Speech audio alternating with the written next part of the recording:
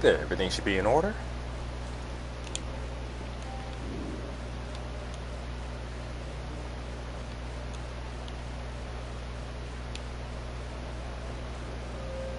Amazon forces, including Wonder Girl herself, have responded, but more help is needed. Get down there and stop Circe.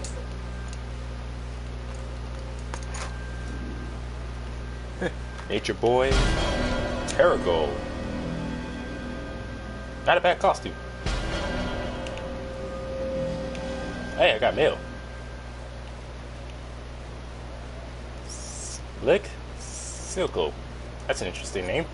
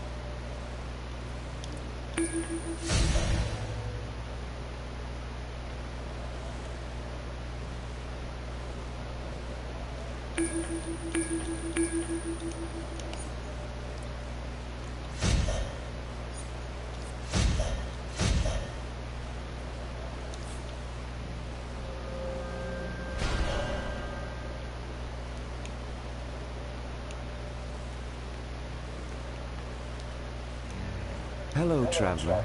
Do you require mystical equipment to use in battle?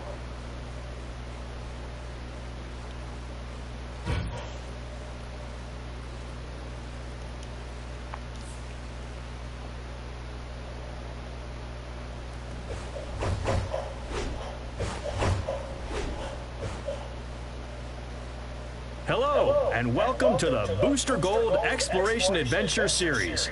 This adventure will take you to the Chinatown district of Metropolis. I'm Booster Gold.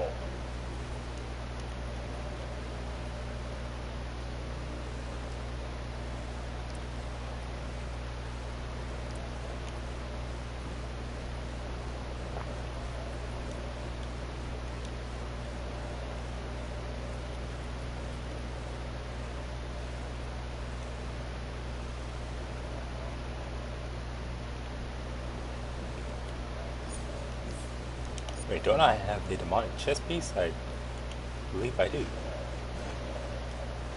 No, I don't.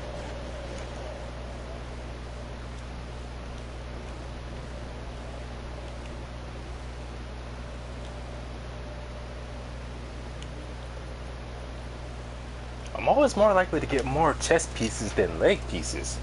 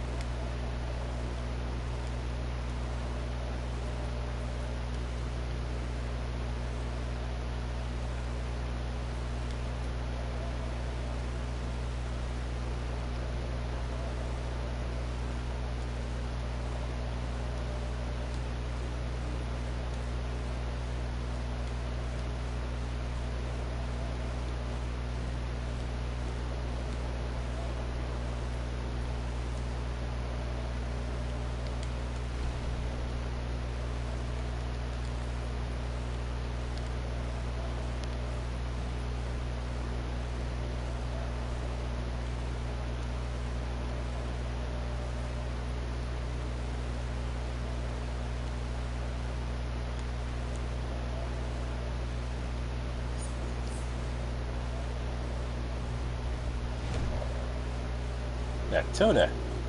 Looks like an old school superhero I've seen before. Can't remember who exactly. Tsunami the Healer.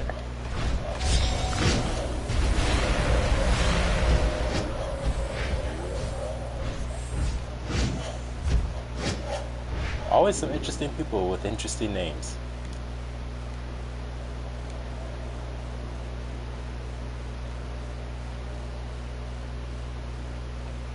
Beast Girl. That's interesting. So many people wanting to be Superman on the hero's side, even if you're on the villain side.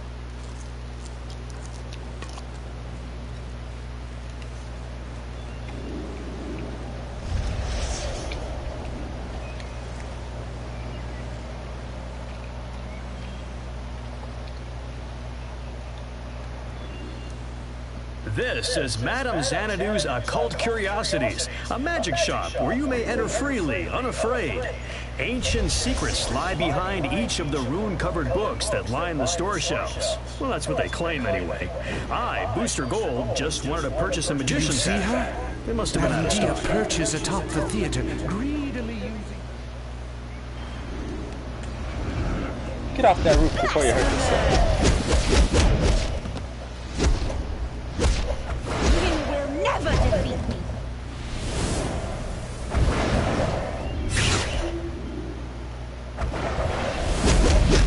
You shall pay for this.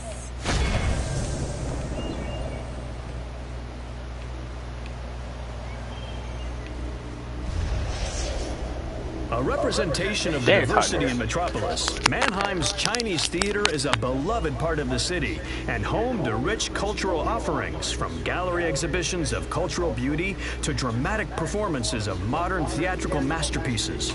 The theater itself is a dark, cavernous room with large plush seats and the faint scent of magical mayhem. Moment. What the heck?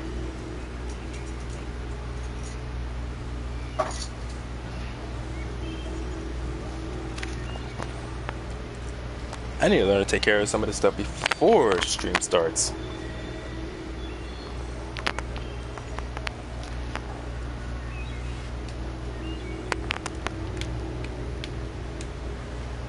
It's still hot in here. I'm gonna have to turn the fan on.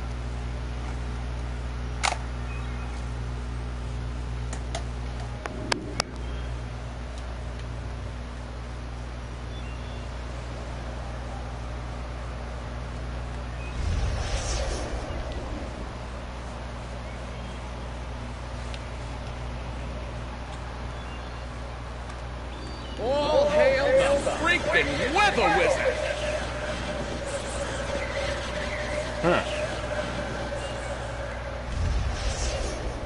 Isn't he supposed to be a Flash villain?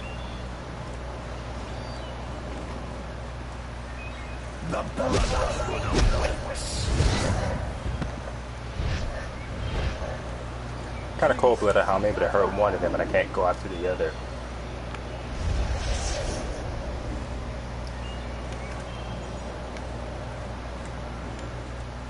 The Shenli Po Gardens of Chinatown are known for their exotic beauty and scenic seaside view.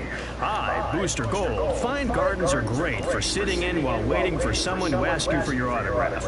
I usually bring an entire box of... This is Wonder Woman, and I speak to you as one who knows Circe's lies. She will claim your magic gives you the right... This codex is cold to the touch, like the depths of space.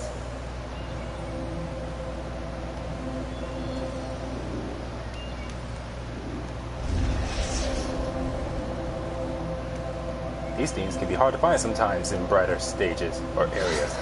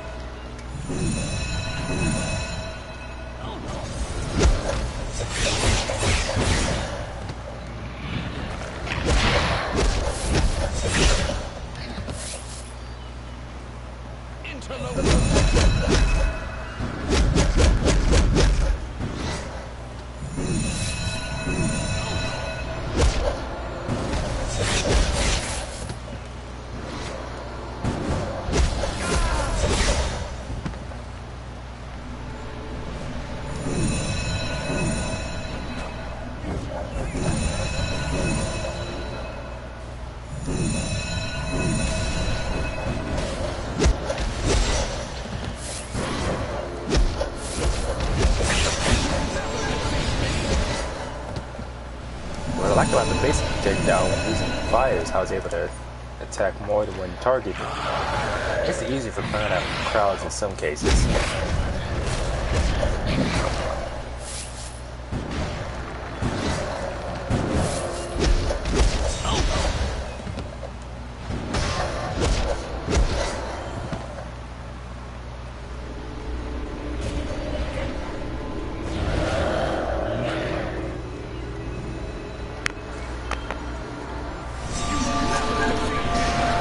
Initiate field report.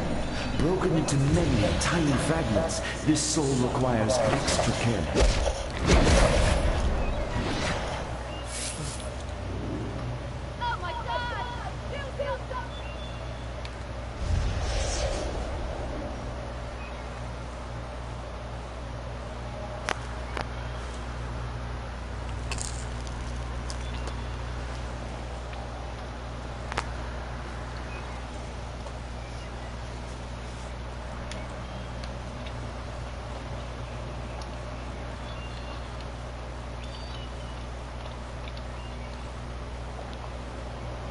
My greetings. Circe's bestiamorphs are running rampant in the Tomorrow district. Wonder Girl went in to investigate, but I have not heard from her since. Clearly, Circe is up to foul play. I charge you, track down Wonder Girl and defeat Circe's plans. You must help Wonder Girl escape Giganta! Do something! Run! Run!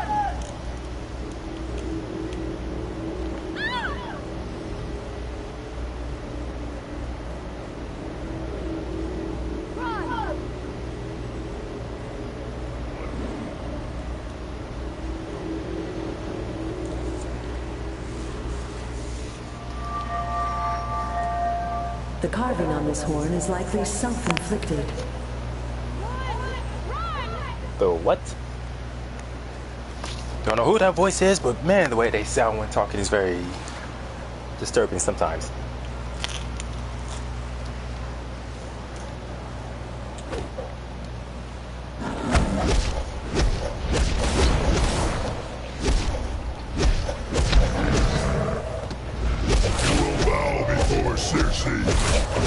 I thought Wonder Girl was taking the front line.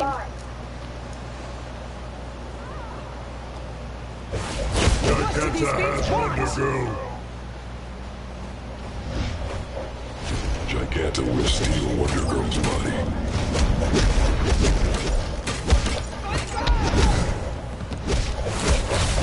Has anyone seen Wonder Girl?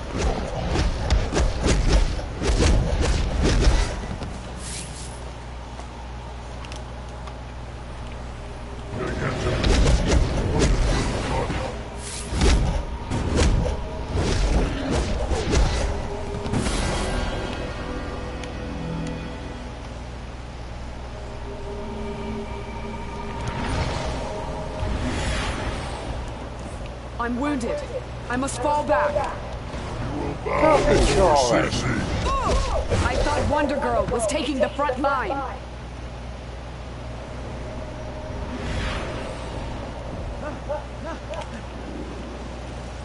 Let's see what they let us team up.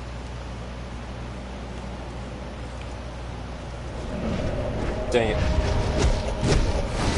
Look out! All Amazons will serve Circe.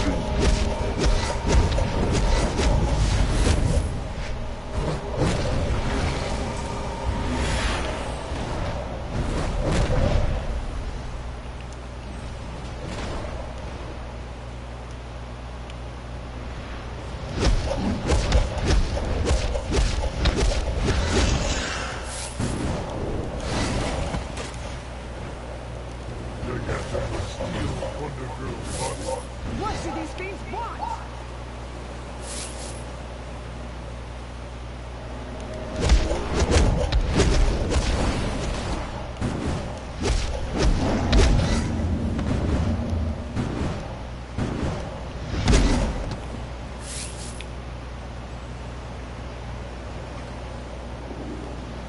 Run for your life! Oh boy. Giganta kidnapped Wonder Girl? She's always wanted the power of an Amazon princess. Circe must have promised her exactly that. We have to get to Wonder Girl quickly.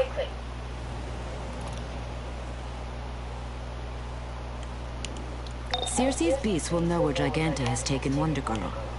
Seek out Lieutenant Pythia. She will give you something to loosen their tongues.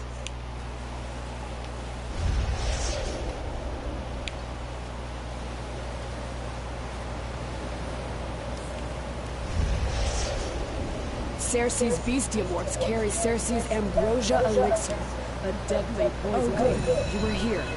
Take this torch of remembrance. Wonder Woman wants its power in your... That promethium flame will draw the information out of those bestiamorphs. No matter how the poor beasts try to protect their mistress.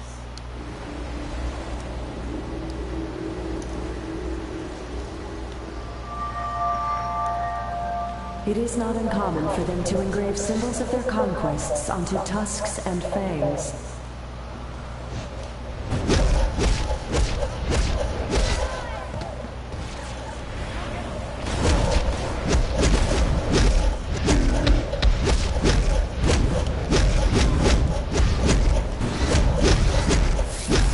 Enough! They took Amazon Girl to the Metro.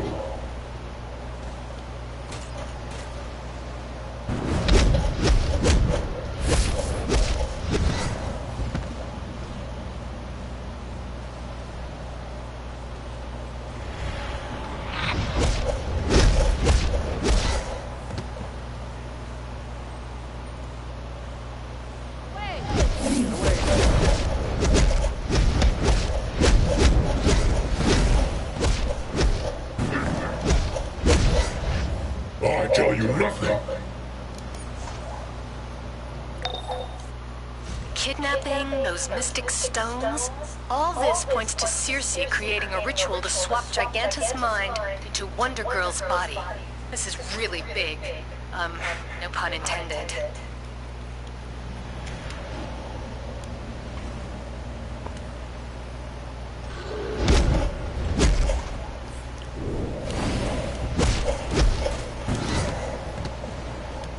Circe has enchanted those Sisyphean stones to prevent you from passing through. Destroy them. We must stop the ritual Circe and Giganta have planned for Wonder Girl.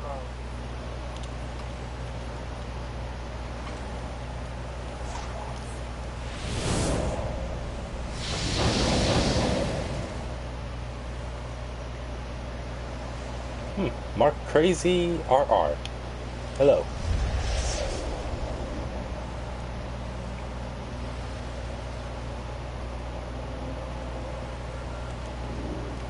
Circe's Sisyphean stones store massive amounts of magical energy.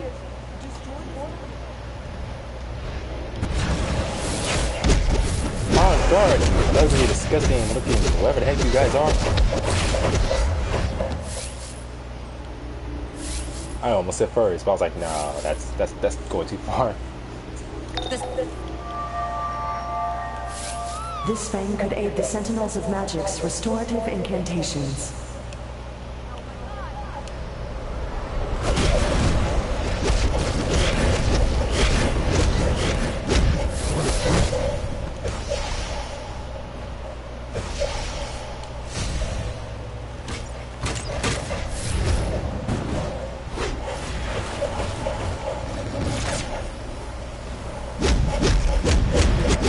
Yeah, this game is good.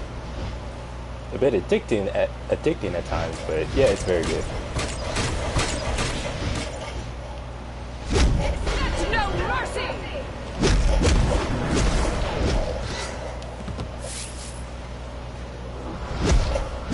Oh yeah, it's an MMORPG. I gotta say, this is definitely the best one I've ever played so far.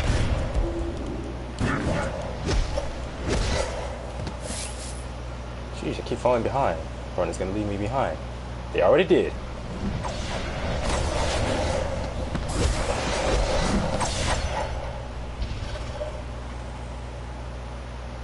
See you inside. Yep. Alright, it took too long.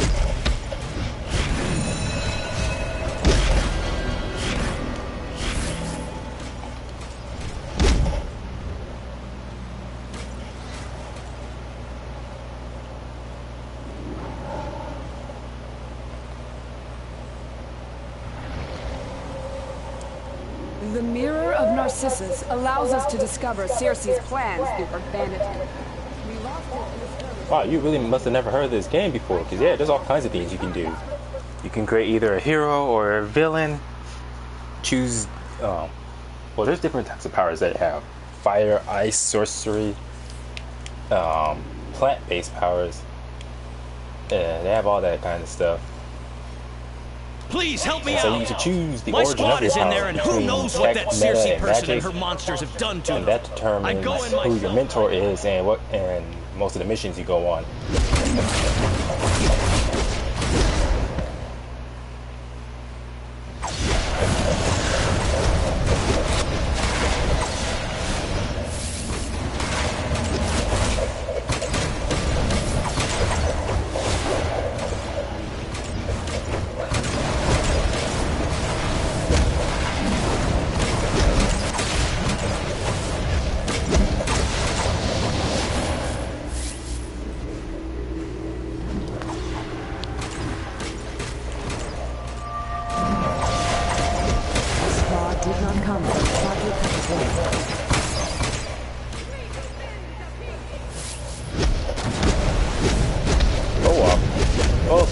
Yeah, basically, team up with people. In other words, like you can form groups, and with those groups go on or share some of the same missions you go on. I must request aid. We defend.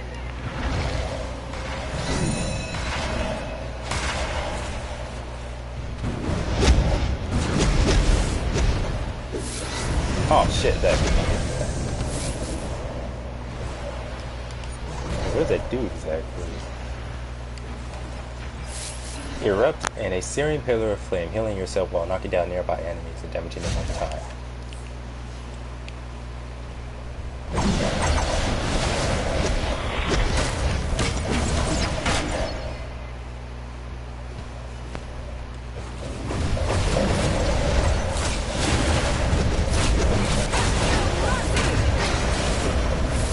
Yeah, go ahead, download. It's very fun. Although it might take a while. Of course, for my system, it only took like a couple of hours, but I know it varies from time to time for people.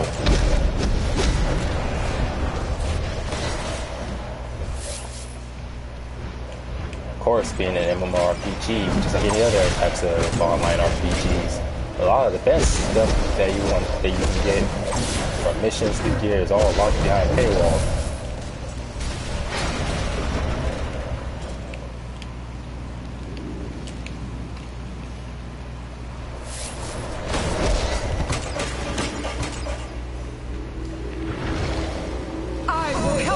Wonder Girl. Girl, put some shoes on. Haven't these women ever heard of sandals? Each recovered artifact will aid in reversing Circe's hex.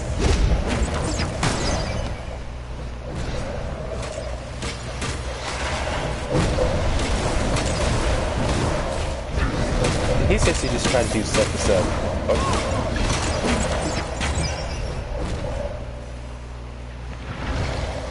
I fight with you against Giganta!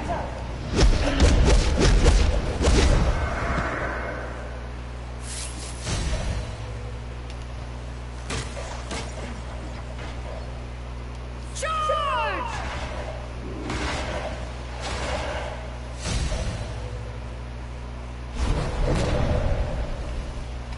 It feels like no matter what, I just keep falling behind.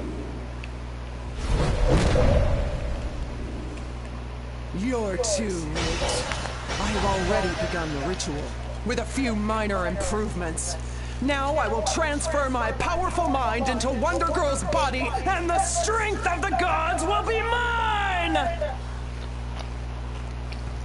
Ugh! What's happening? It's like you've got hooks in my mind. It's working! It's working! I feel her power!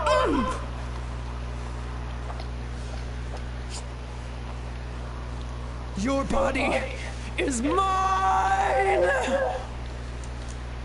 Oh, heck no.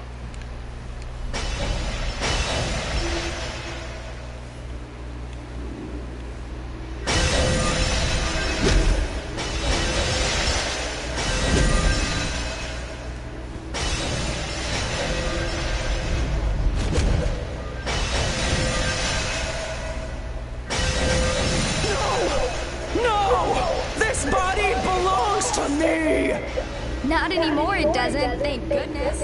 Because there's no way I could pull my favorite things over your giant behind. Bigger is better, Wonder Brat. Ditch your training bra and find out! The incantation on this scale is dark magic indeed.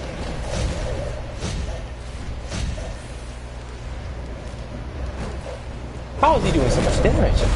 Not a good idea to get me angry. When I get angry, I get elemental! Dang, that's cold. Whew! Back in my own skin again. You really don't appreciate how awesome your boots are till you walk around in someone else's. I'll take care of Big Bertha here. Thanks again. I hate liars.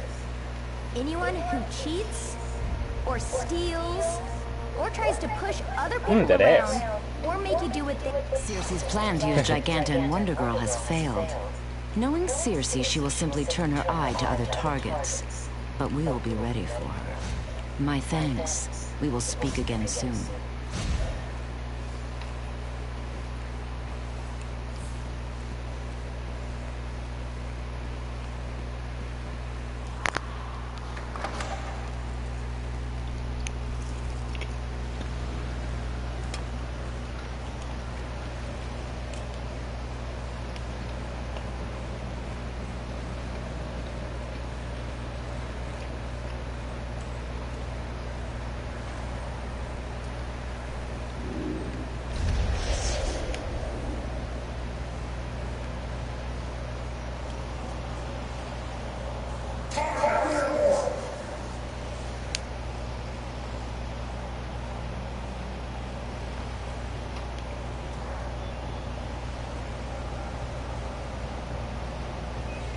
Should have gotten some napkins.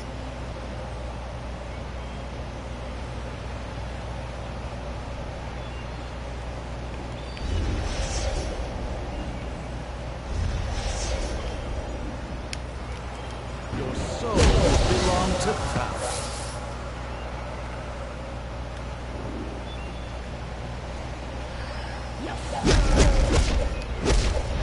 You will never defeat me!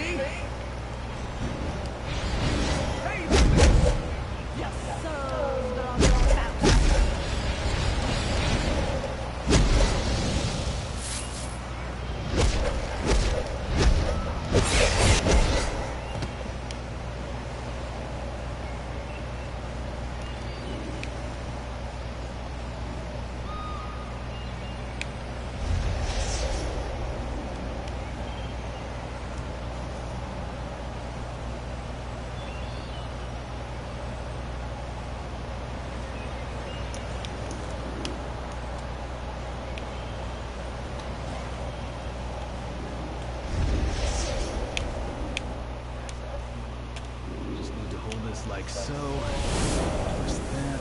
Almost got it. What? Can't a guy catch a break? Hell no, you can't.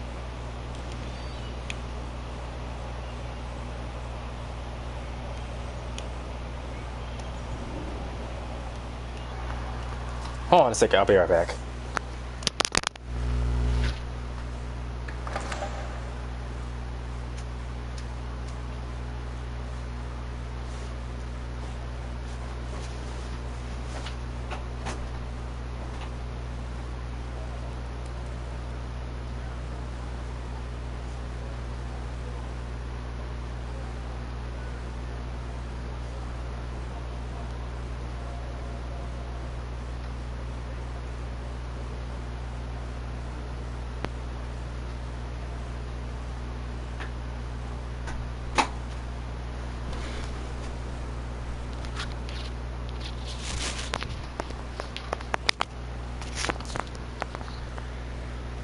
Now, how many source marks do I have? Because this time I want to make sure I get the full House of L war suit.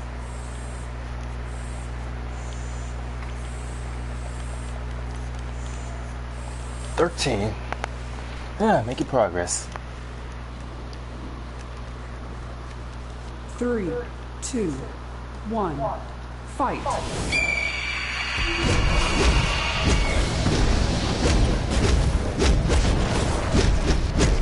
Wow, level 16 already?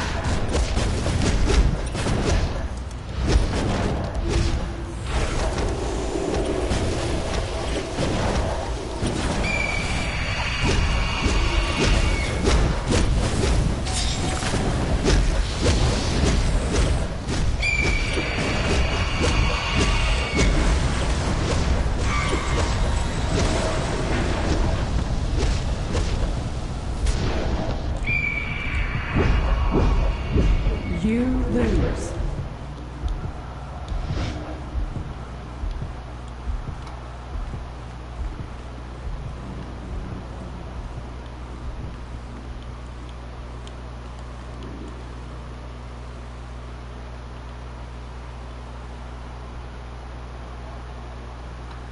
Wait, I need to do something real quick.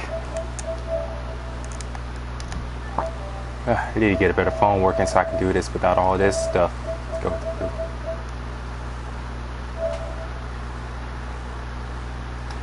Slow internet. Well, not slow, but not fast enough. Not for me. I don't know, maybe I'm just being overly demanding.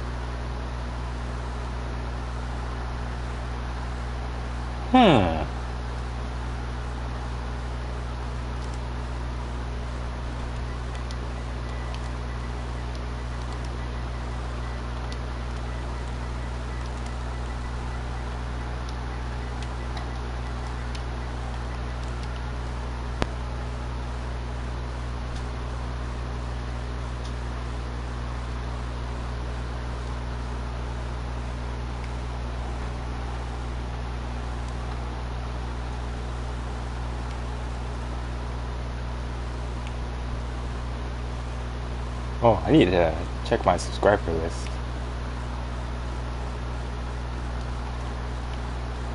Here it is.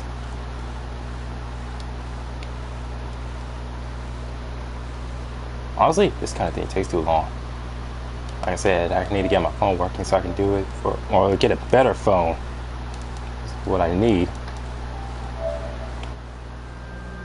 The other phone I have right now won't allow me to do stuff on that phone. Like, you don't have enough features.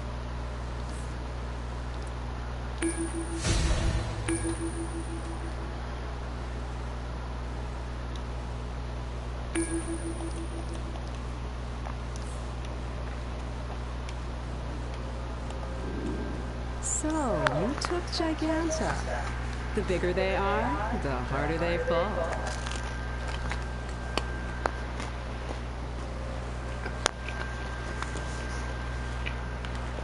Showtime! The demon Trigon is rising right here in Metropolis. I'll get there when I can. Until then, think you can handle it? I call upon you as one who has been proven in battle. Dr. Fate's ward against Trigon has broken. Now Trigon's demons rampage throughout the Tomorrow District. The Science Police's powers are not enough. Defend against this evil, and hurry.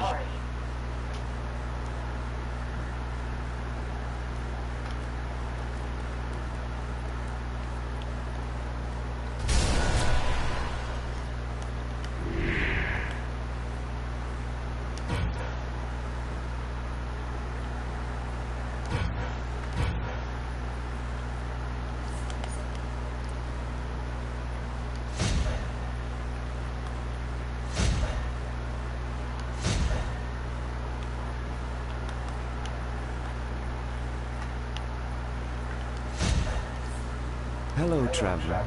Do you require mystical equipment to use in battle?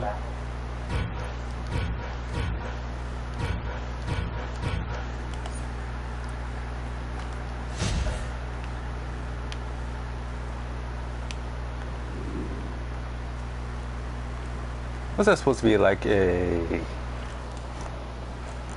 looks like kind of like Raven, but when she wears all white. Put some shoes on. I'm sure I have something here that can help you. Take a look.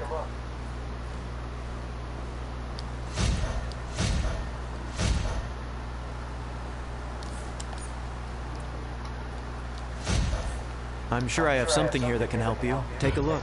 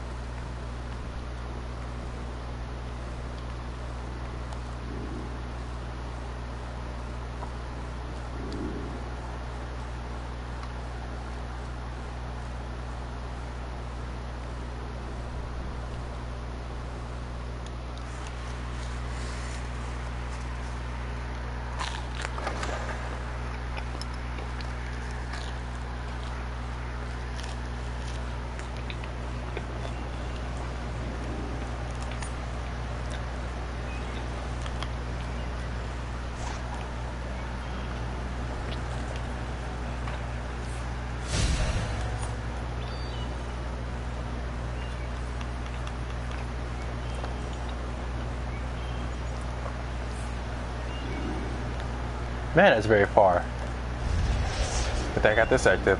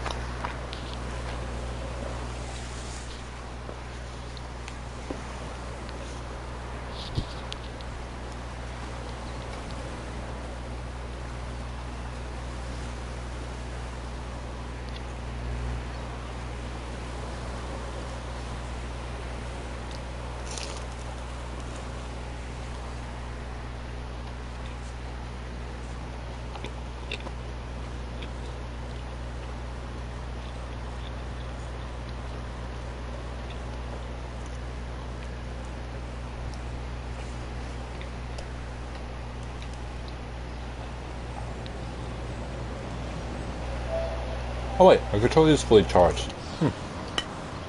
Honestly, thought for a moment the charger might not have been working.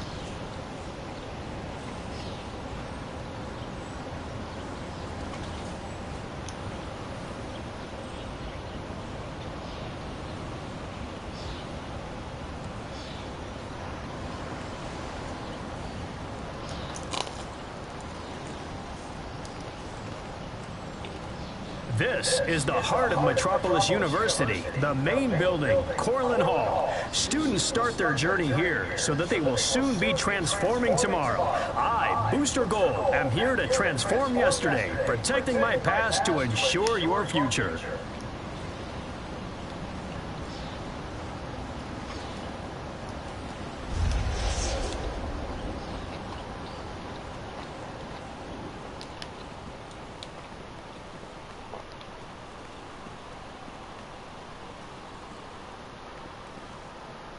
The Thaddeus V. Maxwell Bell Tower has been a local landmark since the university was first established back in 1958. Many a future supervillain has climbed to the top of this tower and looked out across the city thinking, all of this will be mine one day. But they don't reckon on Booster Gold being there to save the day. Well, hypothetically, I mean.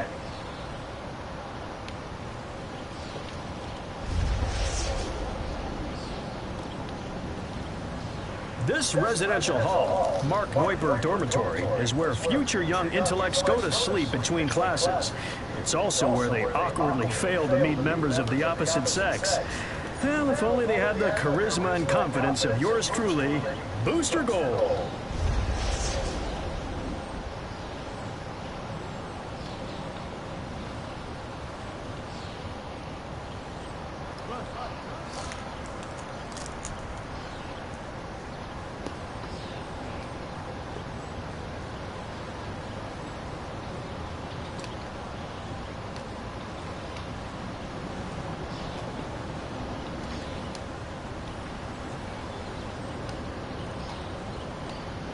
Prepare to take a beating from the unstoppable Captain Cruel.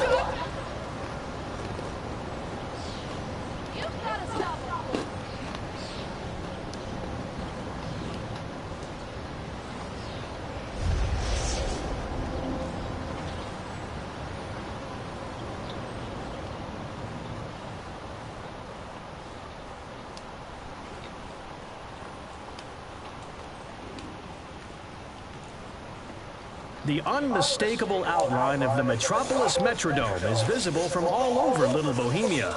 The Metrodome is the premier arena for any large-scale event. Whether they're here for a sports event, monster truck pull, or rock concert, the stadium is almost always surrounded by an excited swarm of people, milling around like bees in a hive. As you approach the Metropolis Metrodome, the roar of the crowd can't help but sweep you up.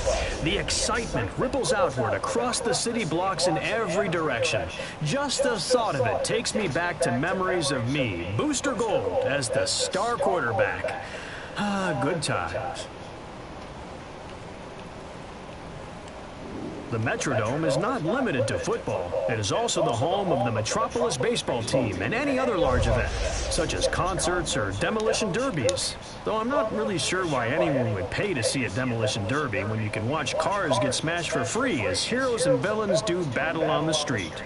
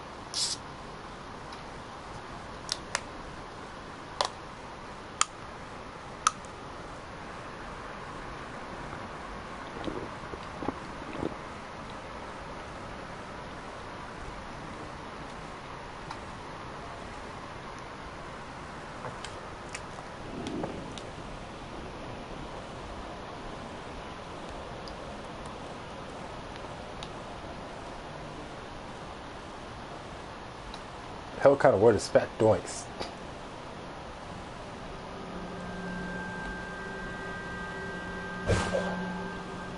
Princess Peregrine, whatever.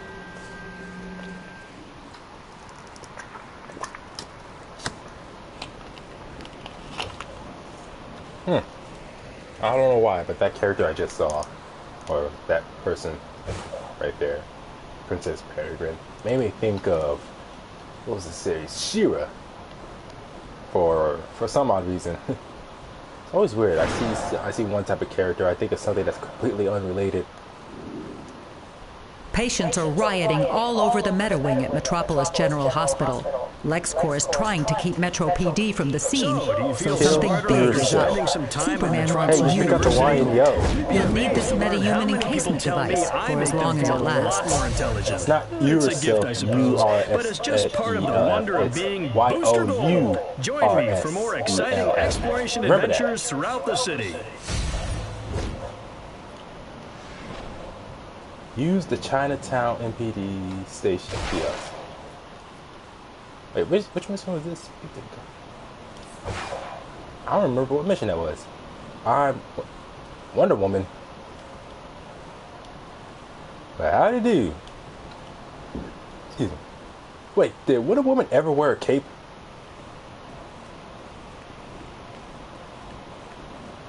Can't remember if Wonder Woman ever did that, if she wore a cape. I guess part of her costume.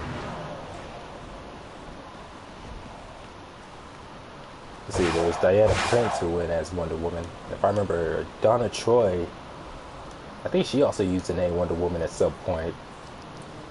And then there was Wonder Woman's mother, Queen Hippolyta.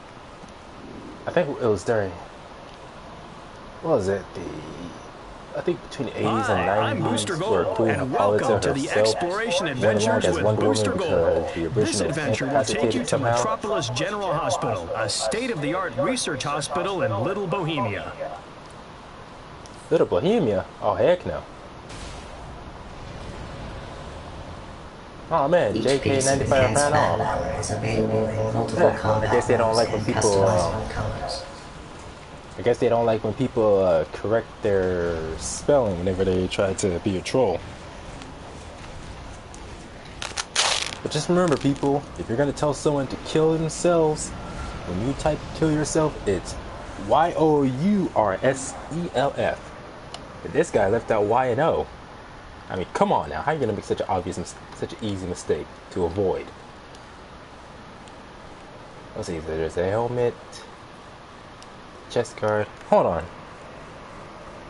So getting the money together to be able to buy all this, that's not going to be a problem. It's the source marks, all the source marks I'm going to need.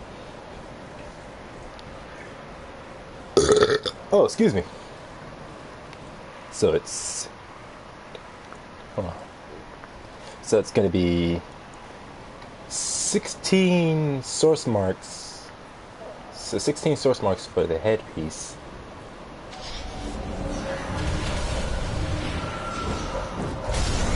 Oh. Plus 14 for the shoulder guards. Plus 18. Plus 18 for the chest piece. Plus 12 the cape, plus 8 for the hand guards,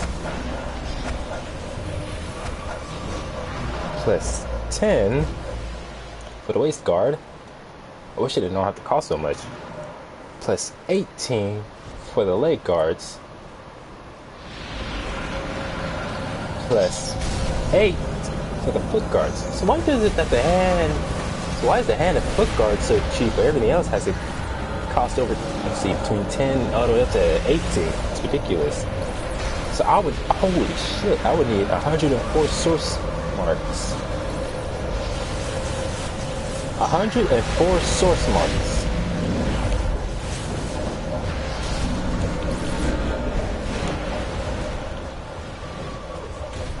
Heavenly Goddess. Well, from one deity to another, let's do this.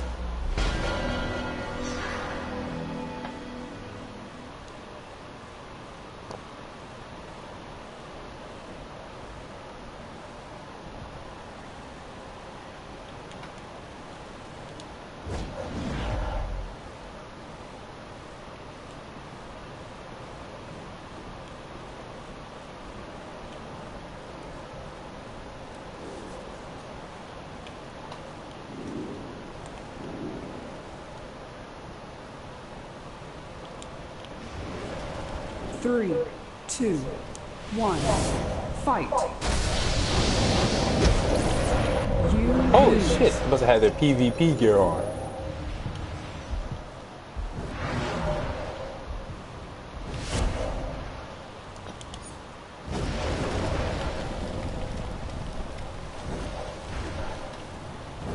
Why is it that most, if not damn near all the stations for the heroes, why are they so boring?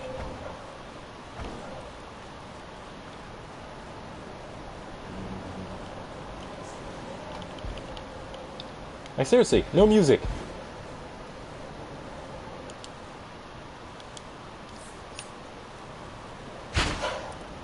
never go shoot yourself. Wait, who? 3, 2, 1, fight.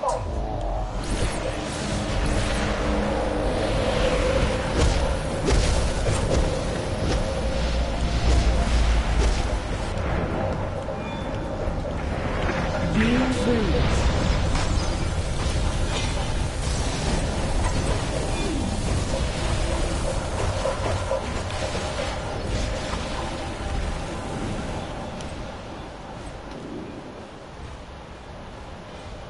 Crowd of Rage.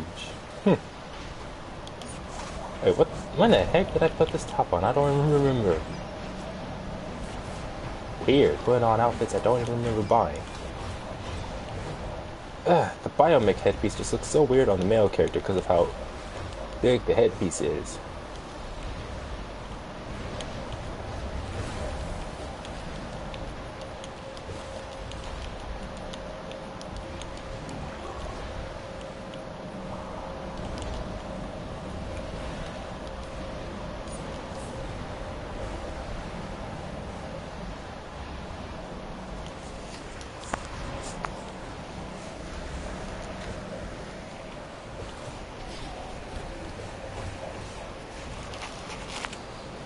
Sheesh, there's always people talking shit to each other back and forth in the chat in this game.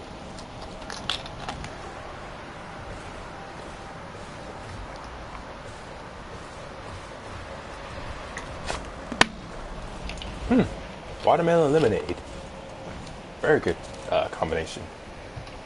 But man, I'm gonna have to lay off a lot of this stuff and just stick to water. I'm gonna have to eat more fruit and vegetable stuff.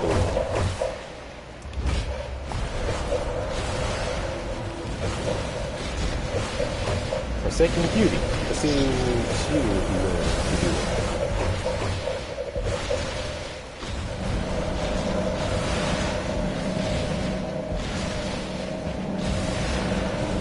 3, 2, 1, fight. You lose.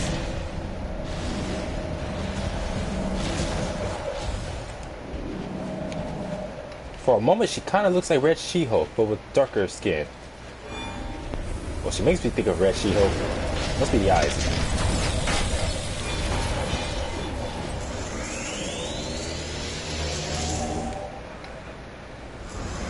Emerald Sentinel, cool outfit. Too many lanterns. Yeah, I wonder where Flip is. My fellow Silver Lantern. We got more logic to enforce on people, even though that's not what the Silver Lanterns do.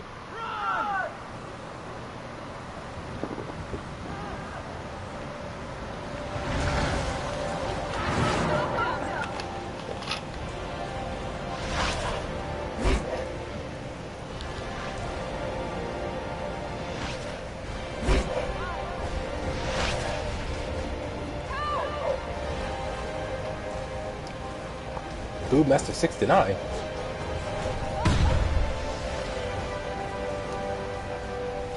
Holy shit, look at this guy's armor. 3, 2, 1, fight. You lose.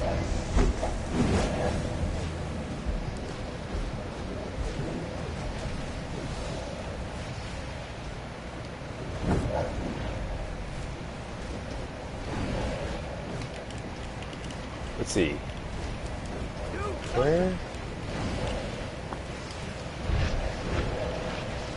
Where did you get that awesome gear set?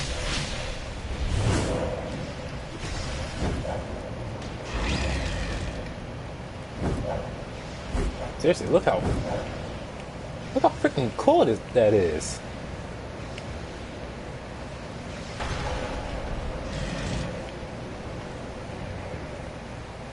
Man, I want something like that.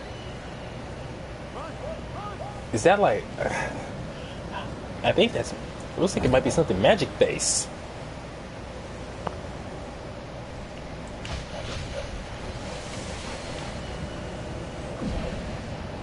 It's like the best gear, some of the best gear I've seen, at least for the hero side.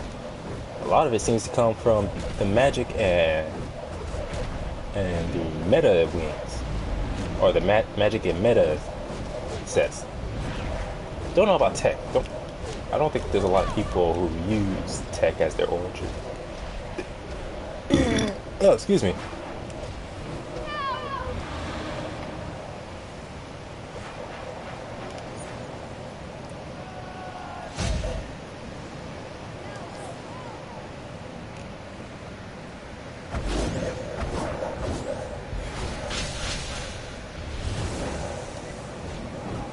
Some watchtower and some from duty.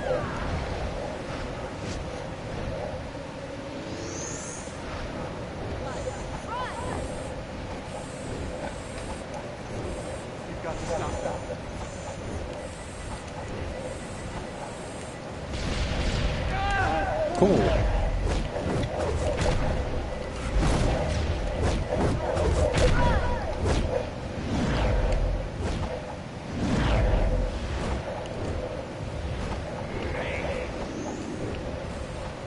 Oh man, where all my clothes go? I challenge you to combat. 3, 2, 1, fight. You lose.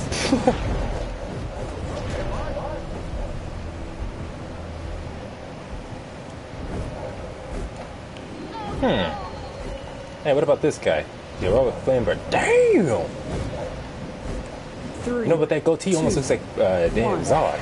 Fight.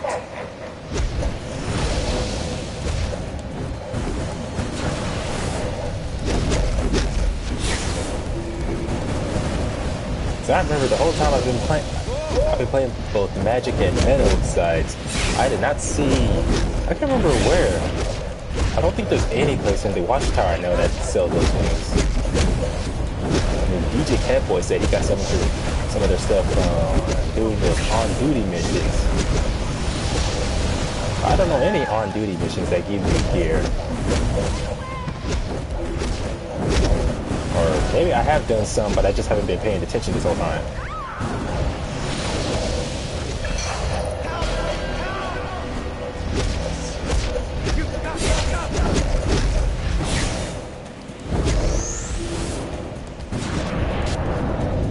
You lose.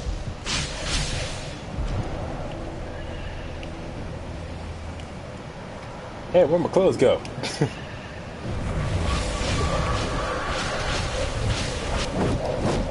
That's Mia. Hey, is that a cross? Oh no, that's a sword. 1, fight. Man, do you have any idea how many people would be? Damn!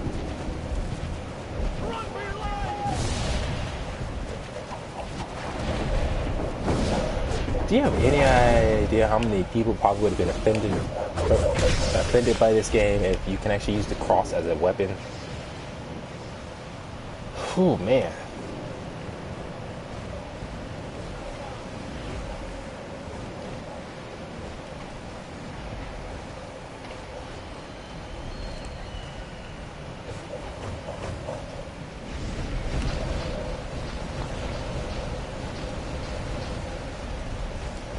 Wait, is that,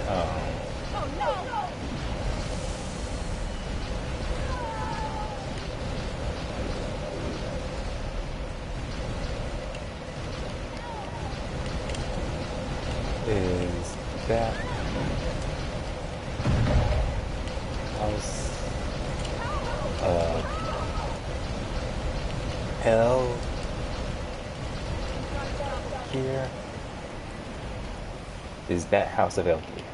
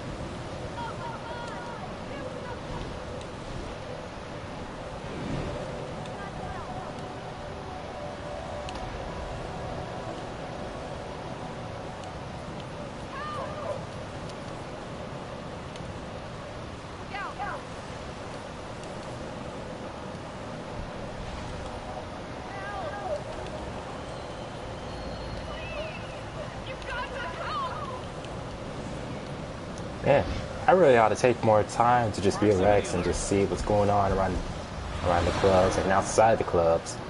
Because for some reason, there's a lot more activity, like a lot more people just casually hanging out inside clubs on the villain side, but on the hero side, for a lot of people, they mostly hang out with others outside.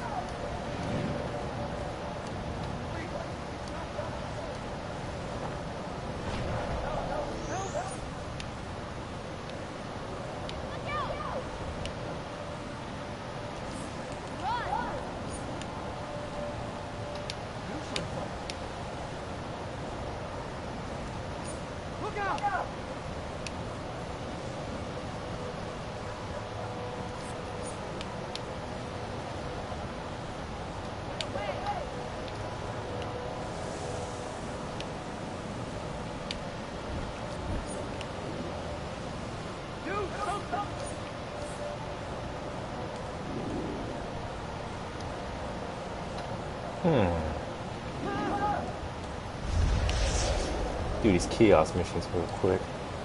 Then, what's the next main mission? Meta Malpractice, Raven Unleashed. Oh yeah, one where I go help the Titans, the other one where I go help Supergirl. The one thing I don't like about the Meta Wing Hospital mission, I think that's what it's called. This is Metropolis General Hospital, one of the finest health facilities in the nation. Also, a teaching hospital and affiliated with nearby Metropolis University. This is where many medical students serve out their residency.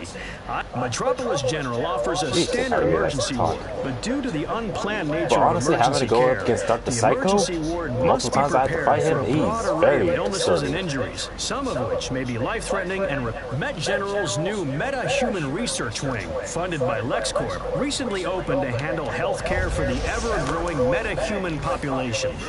I guess they need to be ready in case someone like Wonder Woman ever catches a cold. No, wait. She's magic, right?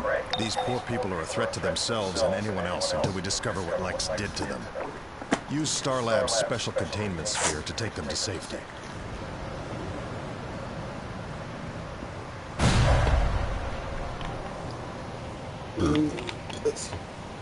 Ooh, that's some good shit, man. I gotta stop trying to sound like Big Smoke. I just don't have the deep voice for it.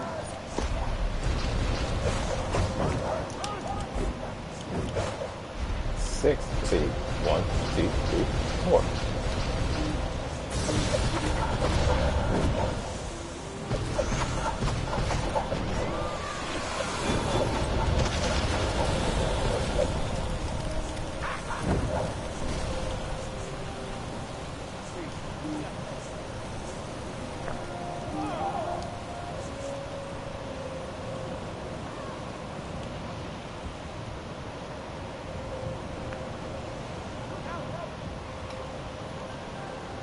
Heat vision.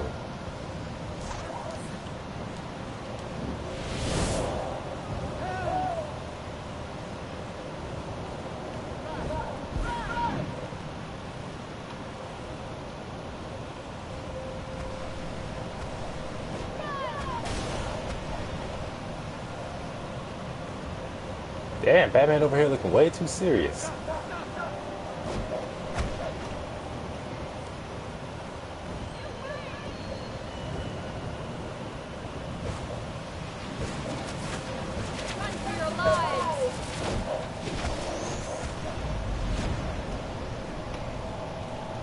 So this person's over here looking like Wonder Woman, and it's part of a group, a league called Marvel Champions instead of like DC.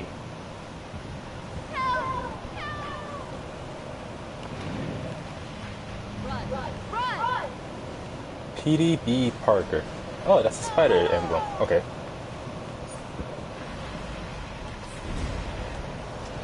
Let's do this. Even though I'm only level 16. Fight.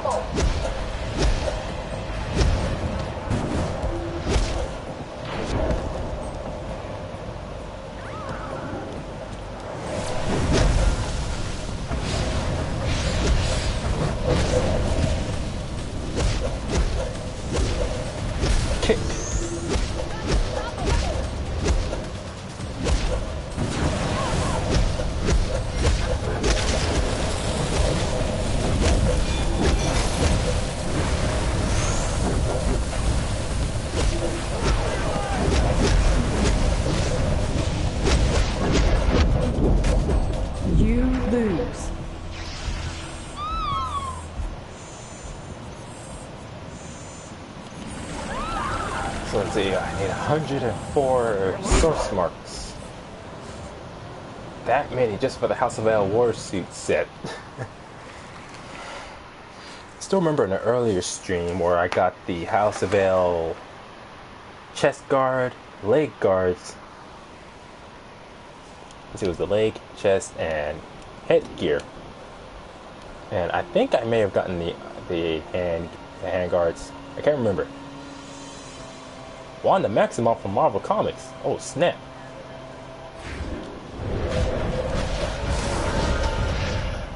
Hey you! I challenge you to combat.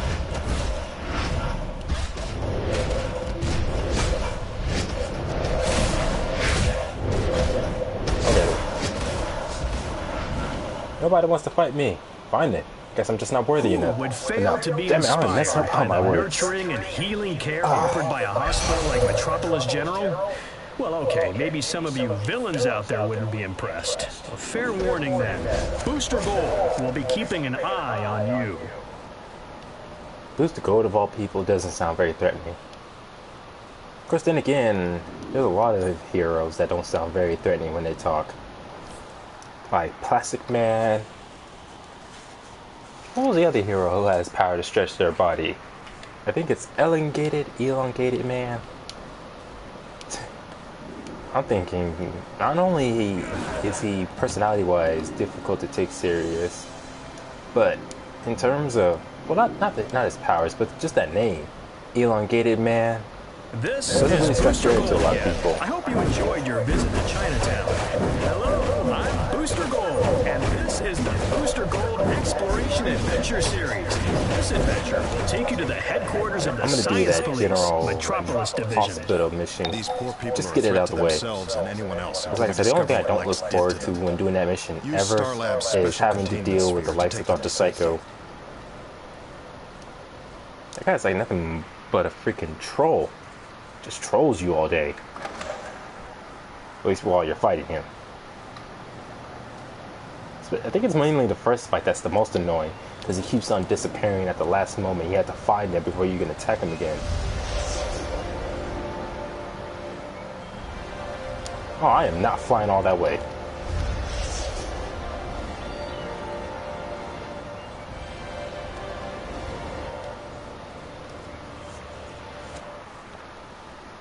You know that last comment J. Kane left, kill yourself.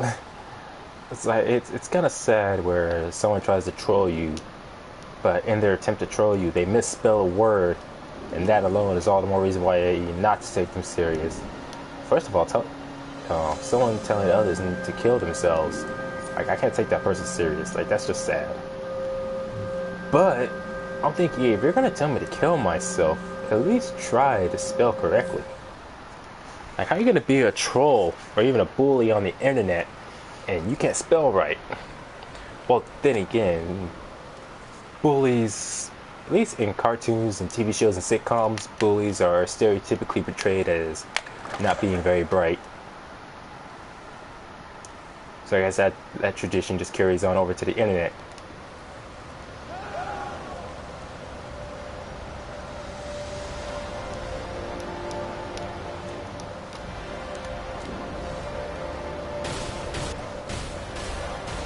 Fly, dang it.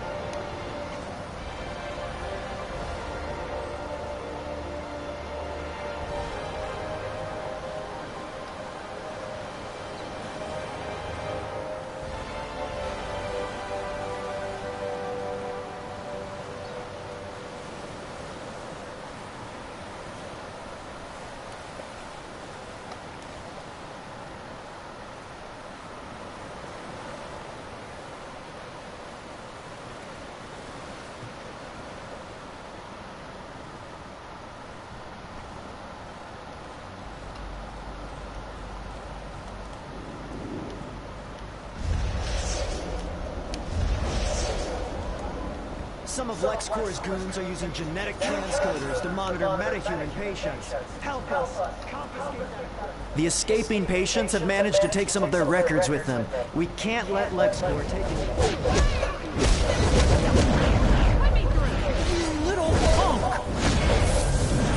Hey, that's strength argument. I wonder if that helps with the amount of damage I can do. 10 weaponization skill.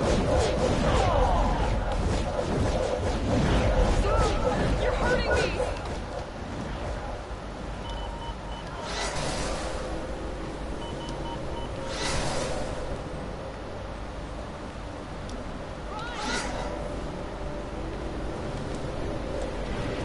I'll save you, citizen. Hey, you leave that person alone. I can't stand you anymore. Stop yelling in my head. Freaking LexCorp agents are just playing cool, man. I'm not afraid of you. Hey, I wonder where Bizarro is around here.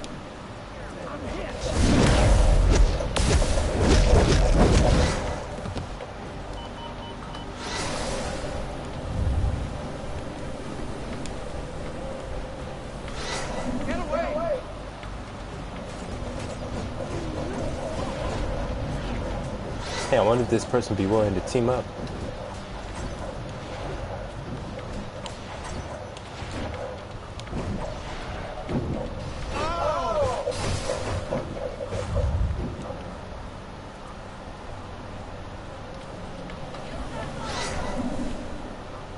Get away.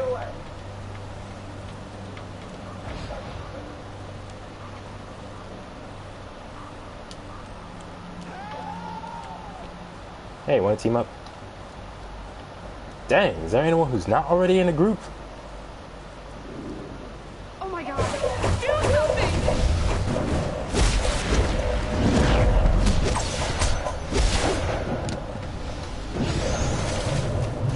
How about Shadow Ninja?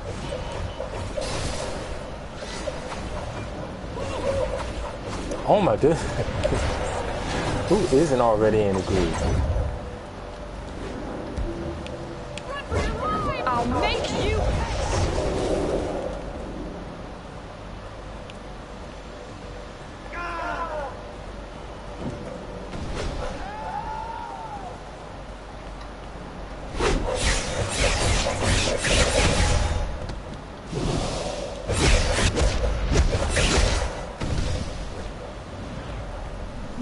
How can you live with yourself after all you put me through?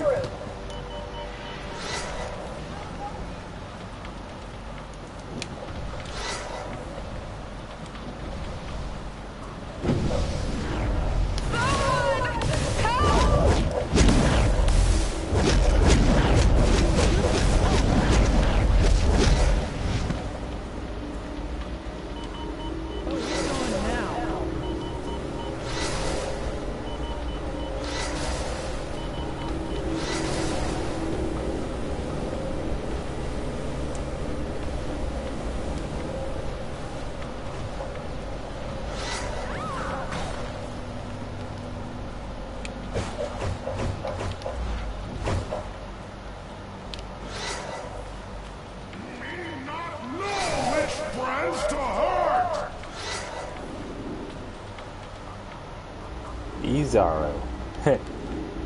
So sad. Can't help but feel sorry for him sometimes.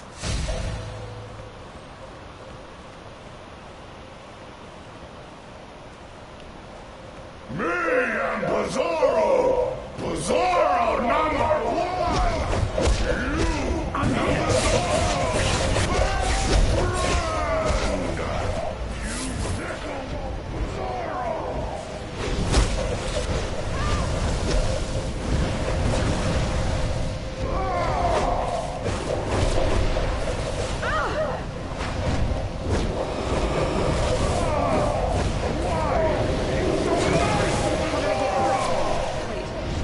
Where am I?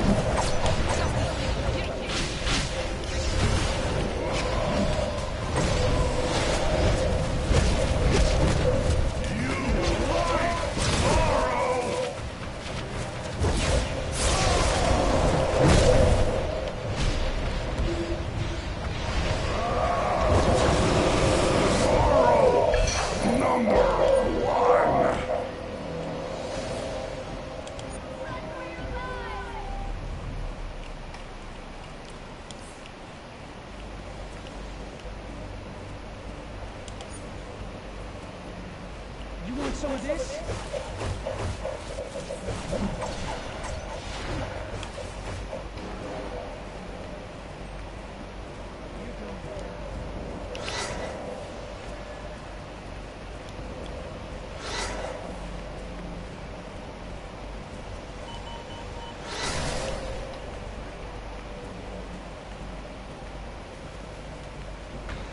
It's go time.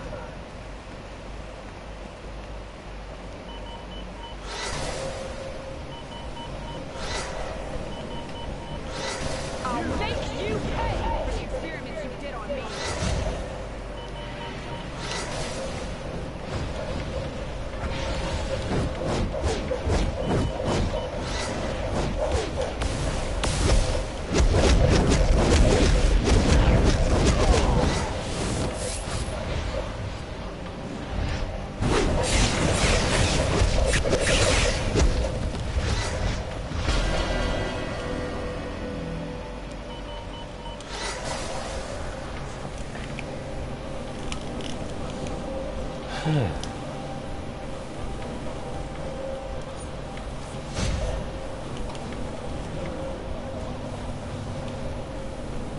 Can't stand you anymore. Stop yelling in my head.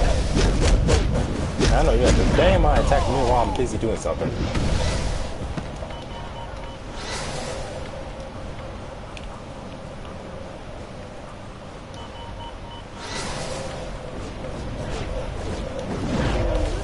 You did this to me.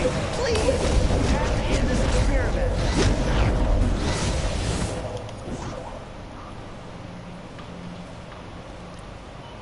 These poor people are a threat to themselves and anyone else until we discover what Lex did to them. Use Star Lab's special containment sphere to take them to safety.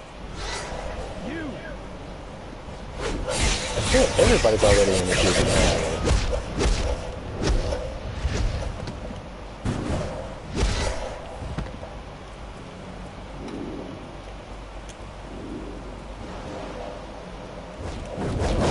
I can't stand you anymore. Stop yelling in my head.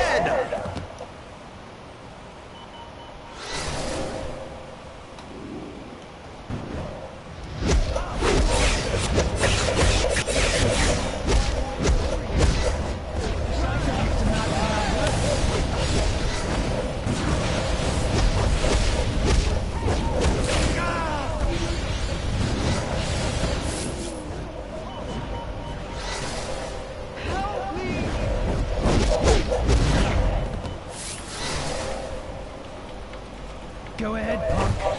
Make my day.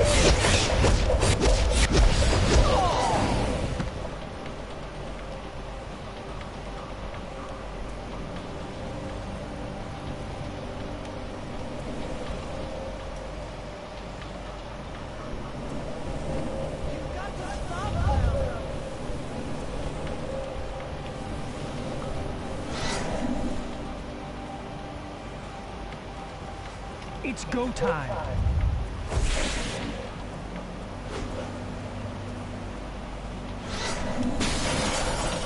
LexCorp implanted tracking devices in all of their metahuman experiment subjects. The monitoring station is on the hospital roof. Get up there and overload the station so these people can escape.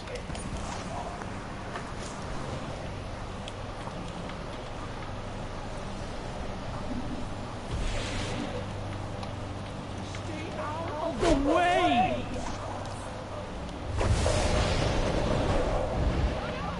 Wow, that's it.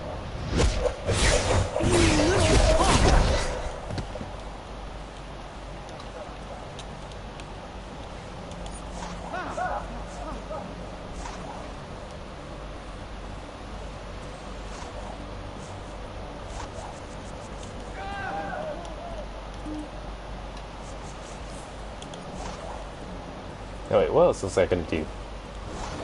Oh, right. Finish work on this loadout.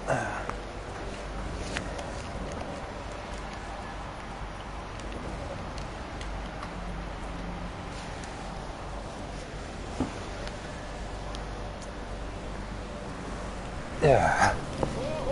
Let's see, where is this thing? Unleash your barrage to get your enemies given damage.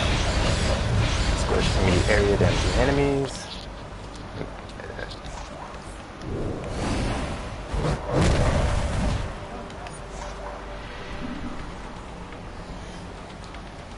Well, well, well. If it ain't another troll here to troll me again. But it's that kind of troll where they're more likely to troll themselves than that other kind of trolls who try to troll the people but end up making themselves look like fools. What the hell am I even talking about, actually? Scorch the immediate area, damaging and knocking down nearby enemies. Ignite an explosive backdraft, healing yourself while damaging and pulling enemies towards you. That's two moves I have that pull enemies toward me. Oh yeah, I was just getting... Yeah, the funny thing, Flip, was that right before... Randall Green Lantern. Right before JK95 left, they had told me to kill themselves. No, they told me to kill myself. But it's like I was getting on their case about their bad grammar, about how they needed to... It's go time.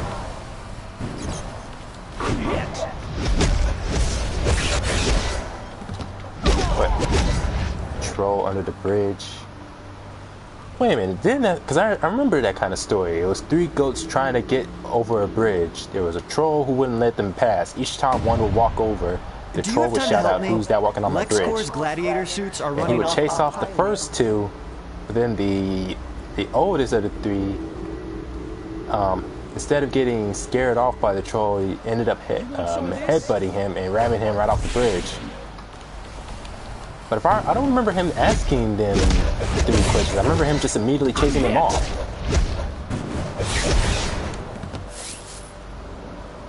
I don't know, because that's like one of those older stories that tend to have like different versions to it. But yeah, I was getting on... station, Lex will have to track down those patients one by one. Show his troops they have more to worry about right now. Like facing us. Well, look who it is. Go ahead, punk. Make my day.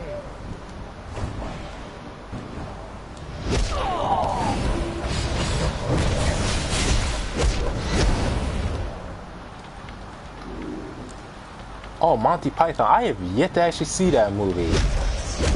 I just only remember some of the scenes I've seen on some of those top 10 lists, like top 10 funniest scenes from different kinds of movies, that sort of thing.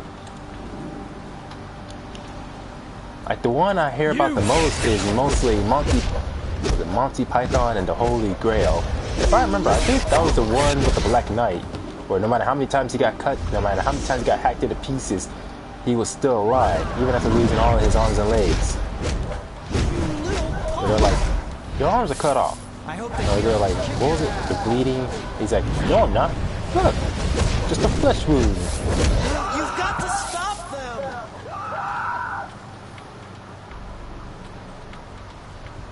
Yeah, because I'm trying to remember, I was actually kind of surprised when I found out they did others. I know there's Monty Python and the Holy Grail, I just can't remember what the other ones were.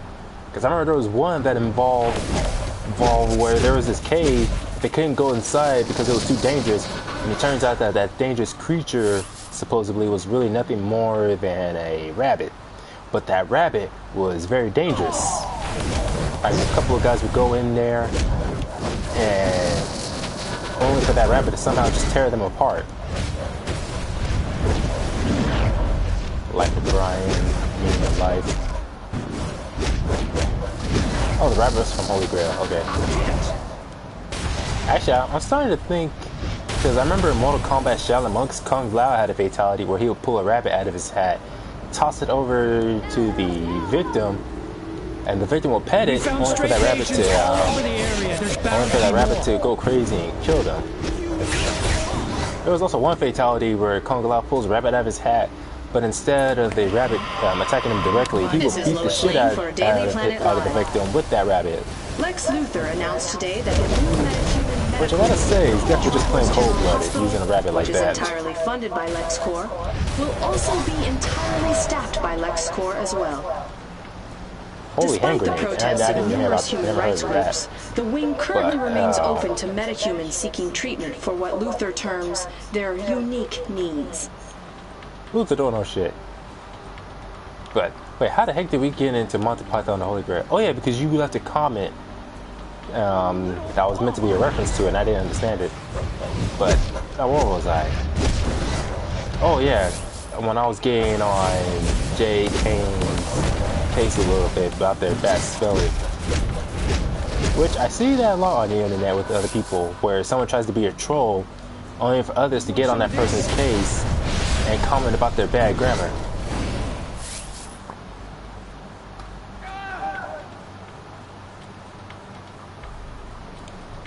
Maybe that's just funny.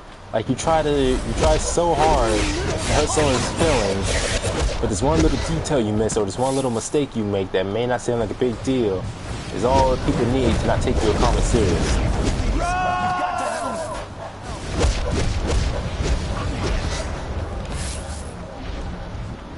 And for me, I'm not a grammar Nazi or nothing, but it's like that's just an easy thing to exploit and use when someone tries to be a troll. Like an easy way to troll back. They call trolling the troll. This is Lex Luthor. You just disrupted research that would have helped countless human beings. You've clearly chosen to follow that alien Superman rather than advance humanity. Don't expect mercy. Luthor out.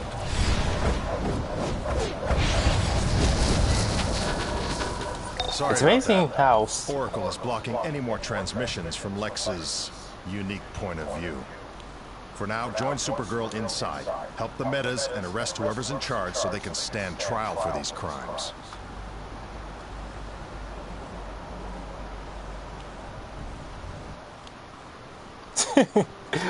Shut up, Flip.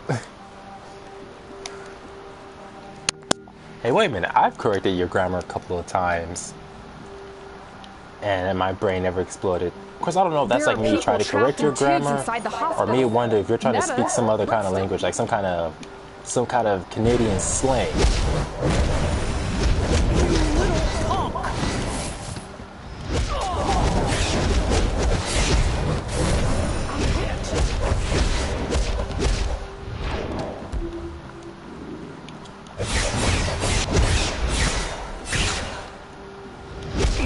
But it's like on the internet, that's such an easy way to get back at someone who's trying to be an internet bully or trying to be a troll, where they made some kind of easily correctable grammar mistake. Just get on their case about that. Like someone telling you to kill yourself, but they misspelled kill or yourself, but they're not both words. Just get on them about how they spelled it. And you know, I'm kind of surprised they didn't keep on trying. I thought they would have been that kind of troll where no matter what you say, no matter how serious you don't take them, or even if you don't respond, that they'll just keep on trying over and over again, trying to say something to hurt your feelings.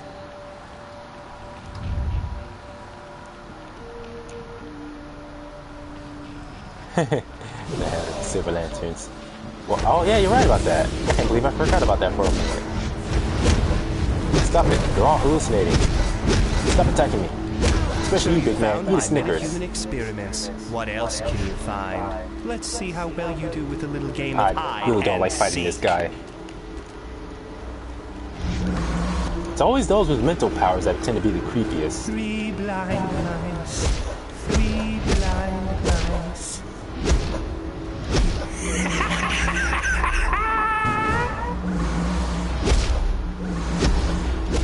Yeah, but I've had some people who were trolls, but they were very persistent.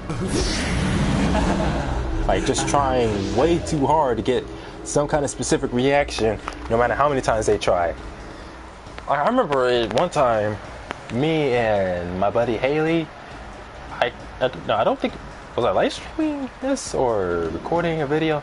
No, I don't think I was doing any of that. I think I was just playing a game with her, most likely Resident Evil, and while we were playing, someone just randomly, it wasn't even over YouTube, it was directly on my PlayStation account, and they were sending me messages. Like they were calling me a retard, basically talking about how stupid I am, or they think I am. And I remember I was basically, they were trying to troll me, so I was trolling them. Like I said, not taking him serious, but each time he said something, I was all like, hey, I'm not stupid. I graduated from the 10th grade twice. I got my education. I said that I graduated from the 10th grade twice. And I actually got that comment from watching an episode of World's Dumbest Criminals, because a guy was drunk when he got pulled over by the police. Because, well, like I said, he was drunk driving, so it was a DUI. And as he was talking to the police, he was saying, "No, I'm not drunk. I'm very intelligent. I graduated from the 10th grade twice." Pop goes the weasel. Actually, there's a lot of funny comments I say that I've gotten either based on what other people said before or directly as they said it. Sorry to burst your bubble. Aha, your hallucination powers are no match for the powers of the new god. Boy, does that sound cheesy. Speaking of which, I remember earlier I was playing this game and there were some people trying to do a little role play. And I figured, hey, let me get in on that. That sounds fun. And so the way it started, at least the way they tried to get it to start, was having everyone stand at a helipad, at the corners of a helipad, and while they were sitting down, the person would go in the middle and tell their story. And so I started telling my origin. I was like, I'm Najax, I'm a new god, and all this other stuff, like how I'm from the planet Lunera, and how I came from Lunera to Earth because I'm bored as heck on my own world. Very peaceful on Lunera. But like I said, almost nothing at all to do. So I came here to Earth because there's more action that goes on here in a single day than it does on Lunera in a whole year. And the thing is, as I was explaining my origin, plain and simple, and I remember there was only like, there was two other people who had microphones on, but only one of them who's really using theirs. And the dude was just laughing almost the whole time while I was trying to explain who I was in the game, at least. My origin and whatnot, and he was just laughing because, I don't know, he said something about how my origin fits so well, and I think he said with the way his microphone or the quality of it, and I was all like, wait, was he complimenting my voice or the way I was talking? Which, I don't know, it's kind of weird when I hear people, well, it's not just really complimenting my voice, but just compliments in general just tend to feel weird. And I think that's mostly because I'm just more used to getting insults than compliments most of the time.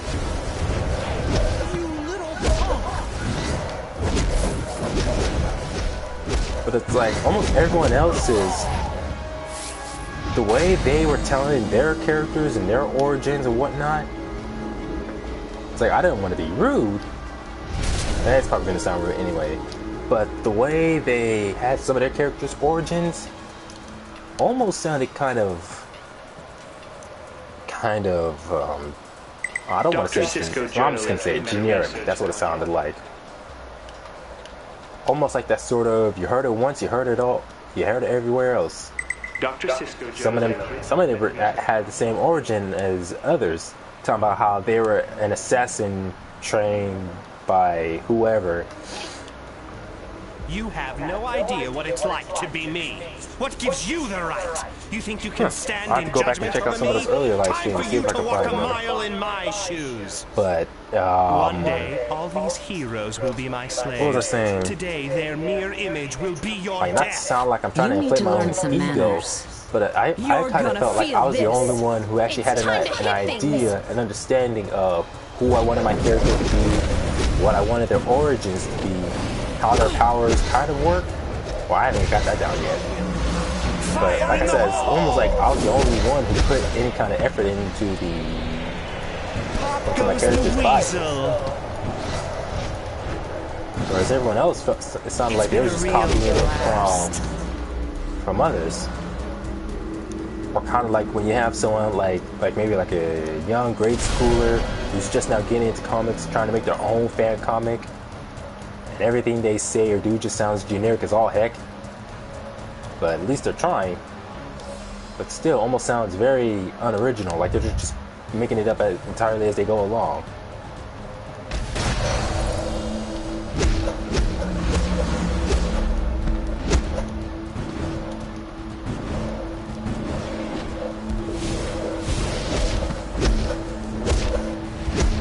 Oh yeah, I do actually.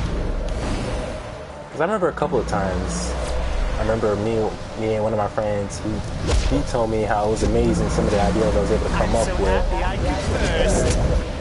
I've always just been very creative and very imaginative. Because I feel like no matter how old you get, having a good imagination and being able to put your thoughts into things, or putting effort into your thoughts, however the saying goes, I feel like that's something that should never go away no matter how old you get. But I feel like that's the problem with a lot of people, is that they feel like just because they're getting older, that means like as far as stuff like creativity, that has to go out the window, or whatever else they tell themselves.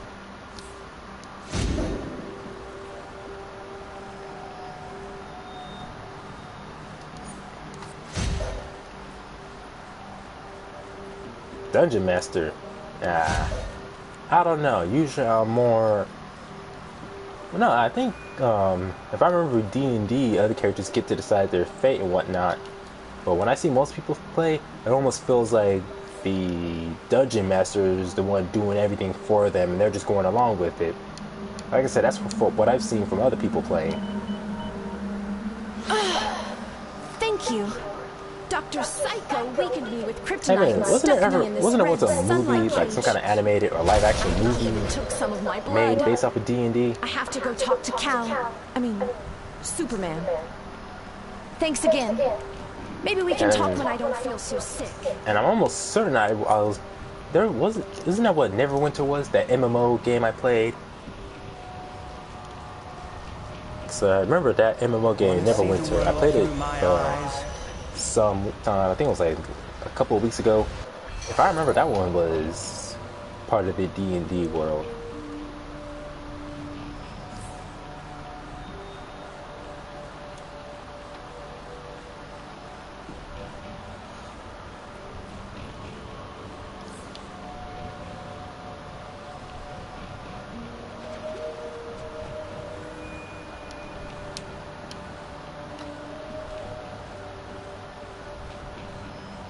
Oh, runs the story and the NPCs. Okay.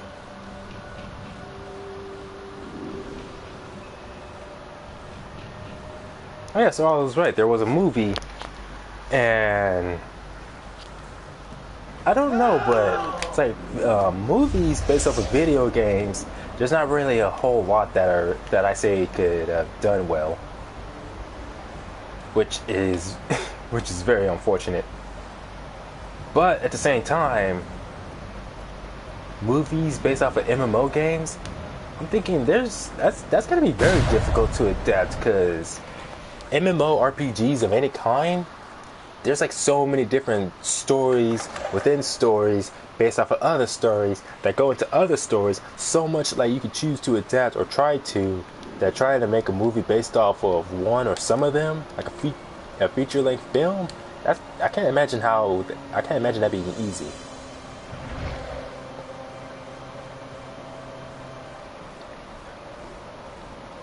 Because I remember one other movie based off of MMORPG was there. General.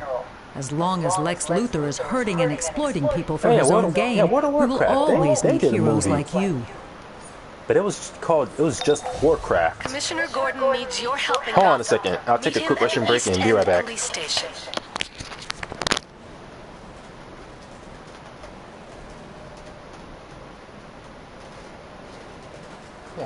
Thing.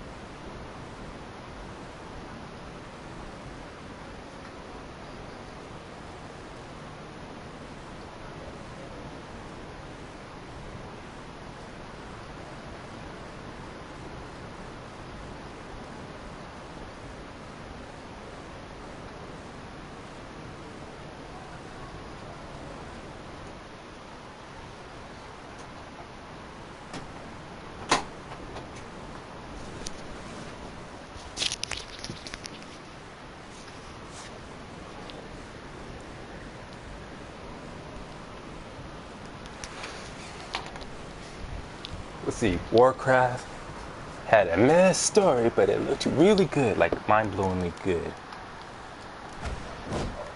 Yeah, like I said, that's why as far as video games being adapted into movies, The authorized number of I trading always feel can be like exchanged for sections of state-of-the-art combat equipment. I feel like definitely MMORPG movies, that's got to be like one of the hardest to adapt.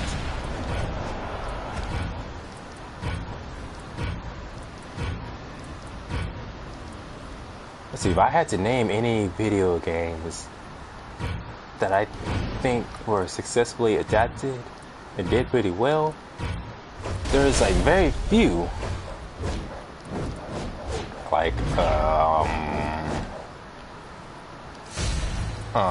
what was one? Oh yeah, Mortal Kombat. The first Mortal Kombat. That one did pretty good. But then they went and made Mortal Kombat Annihilation, which basically skips over Mortal Kombat 2 and goes directly into Mortal Kombat 3. And while most of the fight scenes, all those scumbag criminals out there, and I'm stuck on post in here. Wish I could get out there and help. Somehow I keep forgetting Silent Hill. Star Labs' goal is to keep our allies equipped with the most advanced technologies.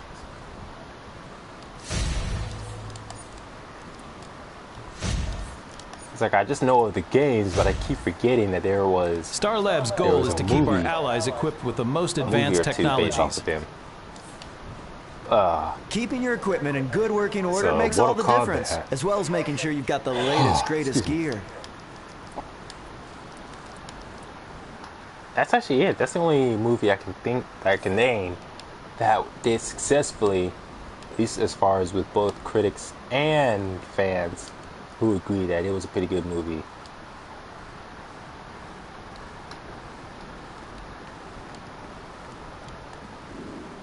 Because if I remember, there was some videos of YouTubers trying to explain why the second movie did bad. Because I remember one of the things was that one of the guys who was what was it? Oh yeah, it was some guy who, the director for that film, he worked on the on the first film. Star Labs' he was goal just is to keep our allies makeup equipped artist with the or most something advanced like that. technologies. Never really directed any movies. So when the next movie came out, Mortal Kombat Annihilation, he got to direct that one. That didn't really go too well. Like, there was just all kinds of choices he made with that film. The director also played Pyramid Head. What, for Silent Hill?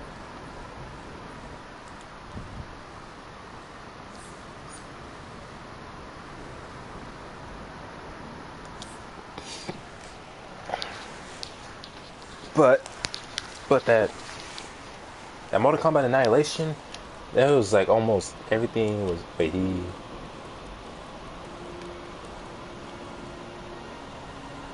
I just gotta be real. I'd be too damn disturbed to do something like that in any kind of film. I'm like, even if it involves doing something like a shower scene, if you're gonna have me do a shower scene of any kind, better best believe I'm gonna do it while wearing some shorts. Keep the camera above the waist. Batman says you're the one to solve the situation we've got down at Amusement Mile. Move out. I'll meet you there.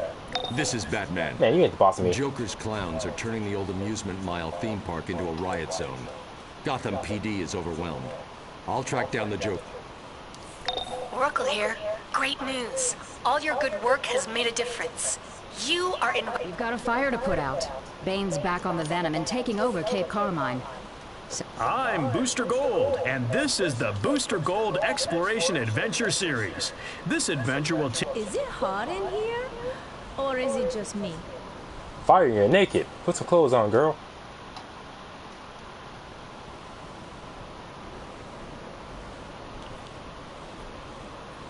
Yeah, you would, Flip.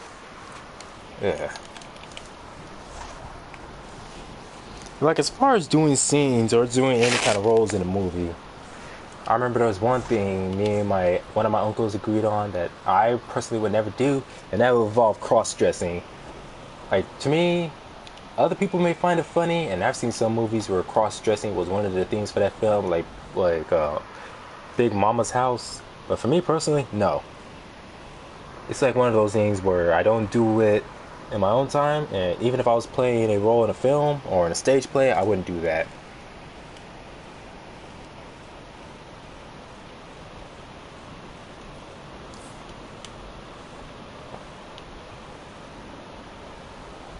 Oh yeah, Mrs. Doubtfire was one. Robin Williams. Yeah, well, people are counting on us to keep the streets safe. Oh yeah, movies adapted from video distributing games equipment to our heroic partners even more did than pretty desk well. duty. Anything in Unlike most particular others. you're interested in purchasing today? Which kind of makes one wonder why exactly it is movies seem so difficult for people to adapt properly.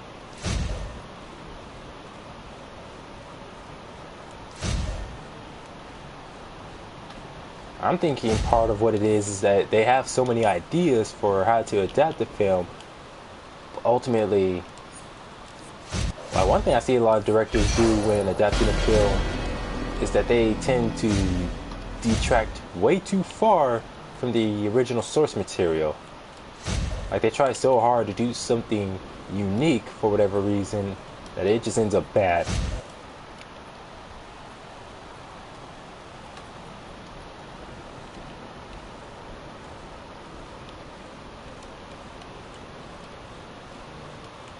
Or what's another thing? Or like those kind of movies where it feels like they're just trying to, what is it? Satisfy the demands or the needs of whatever particular group of people. Like on some films, it almost feels like they're just trying to cater to certain social groups, especially like feminist groups.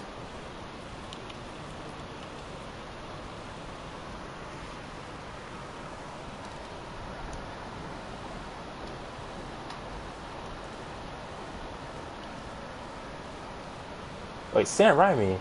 Now, if I remember, after Sam Raimi got kicked off the Resident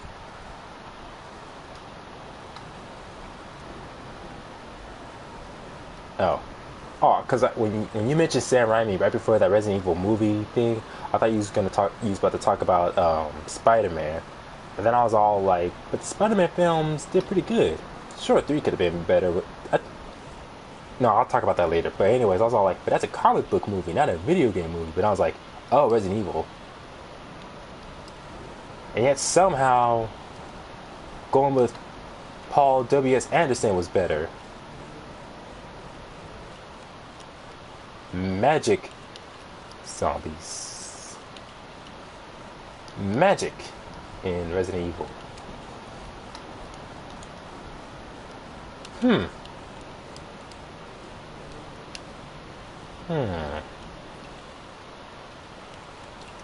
Yeah, no.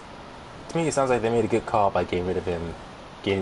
If that's literally what he would consider a good idea.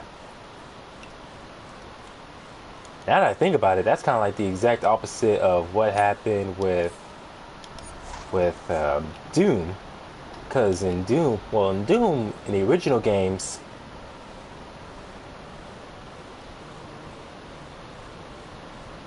let's see. Now with Doom, it wasn't necessarily. Wait, was it magic? Well,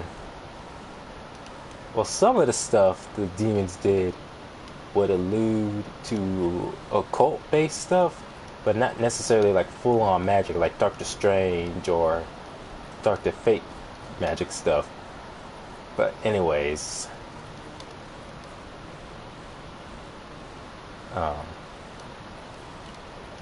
yeah, but if I remember, when it comes to Doom, hey, this doesn't look too bad, but let me change the color. With Doom, when it comes to stuff like magic and whatnot, they're a bit more, oh my goodness, no. They're a bit more subtle with it. Hey, I could really make this guy into Deadpool if I wanted, but no. There's already enough Deadpools running around here. But anyways, I think it's like as far as the element of magic and whatnot, they're kind of subtle with it in Doom. But I don't know how else to describe it really, but tons of demonic ritual stuff all over the place. Doom cross sites. Yeah, that's what I was thinking. Where it wasn't purely just magic that Doom relied on. It was magic and science. But when they adapted I remember they did that live film adaptation starring Carl Urban and Dwayne Johnson, and it was just full on science. They left out the magical element, and it wasn't even demons. It was people being turned into monsters by some weird science experiment gone horribly wrong. And the interesting thing is that a lot of people agreed that as far as like just on its own, the Doom film was pretty solid actually. Like, it wasn't bad. The only problem is just that it doesn't feel like a Doom movie. Yeah, so I gotta say, I believe, well, no, I don't know, as far as a film adaptation, do not delay. It detracts way too far from the original. But as just a film in general, it is good actually. Like, seriously, if you just change the name from Doom to something else, then people most likely would have liked it more. Like, just something as simple as changing the name from Doom to a different name, then the film would have been, people would have been able to watch it without Dwayne Johnson getting a hard-on for the BFG. The Watchtower. We retrofitted it. I remember just that look on his face when he first saw the gun, then when he held the gun, and then the very first time he ever shot it. That was pretty awesome. Heroes like Flash, Power Girl. Check out the vendor's console for specialized metahuman strength equipment. With your superpowers, you'll need gear that can take as much punishment as you do.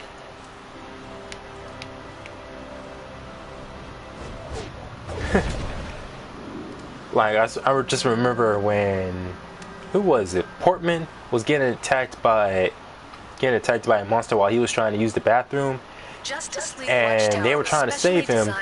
But I think no, he didn't. The monster didn't kill him. It was Dwayne Johnson. I think Dwayne Johnson's character, Sarge, that was the guy's name. I think it was Sarge fighting the BFG. I think it was the BFG that he shot what killed Portman. But I just remember just the amount of damage he did to the entire bathroom, and that look on his face. I would have had that same look too. Each wing in the Watchtower has its own bank. Like, forget the fact that I just killed all my own men. I would have been like, holy shit, that's damage though.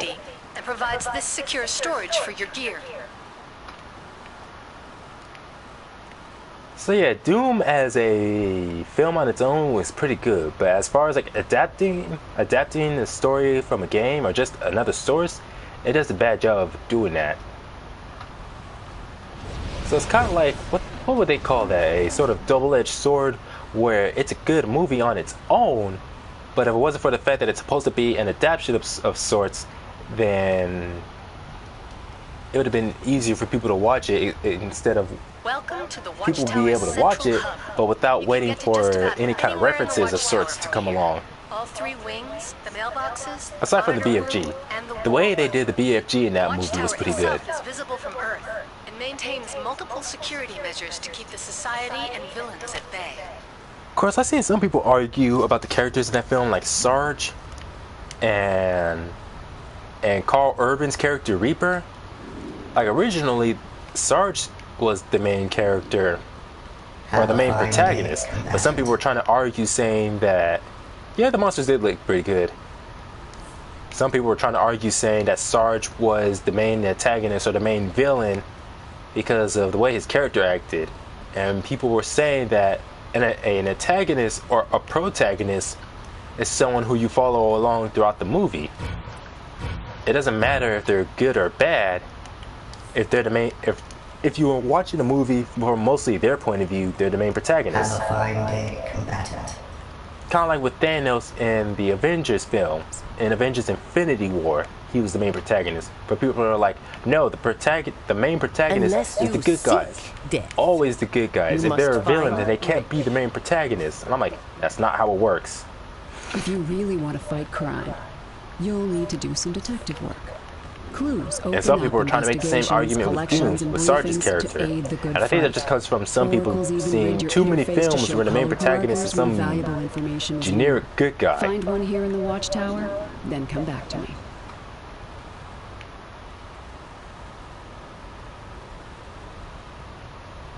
Yeah, they tried to do the whole Doom Slayer thing with Carl Urban, because his sister, who was a doctor working at the facility he went to on Mars, where she gives him some kind of injection that gives people an extra chromosome.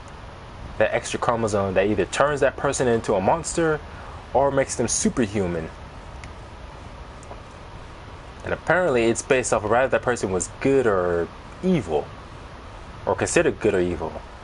And apparently he was considered good because after he fell unconscious, once he woke up, he gained superpowers, or became superhuman.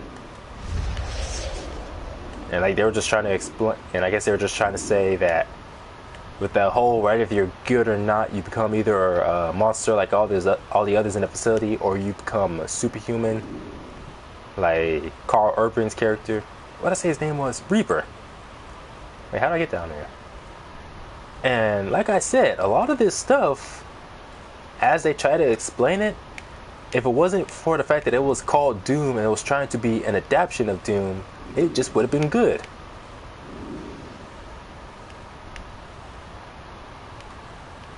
Now, as far as doing a movie where the story itself is completely original, I would have been fine with that. Like where the events that happened did not happen in the original game you're adapting, but instead it still respects the lore. Like if this character is as powerful or strong as this character, or something like this, like the relationship between two characters, keep that intact, but just like the events that happen in the movie itself be different. Like that's something adaptation films can do. With investigations from the Question. Across the way is the Hall of Heroes, where Batman, Superman, and Wonder Woman coordinate the League. Only official Justice League members can enter the hall. I remember it's like you said, Flip, a lot of directors, when they're trying to adapt a film, especially video game films, they get too full of themselves trying to do too much of their own thing instead of trying to adapt like they're actually supposed to. Adapt the story.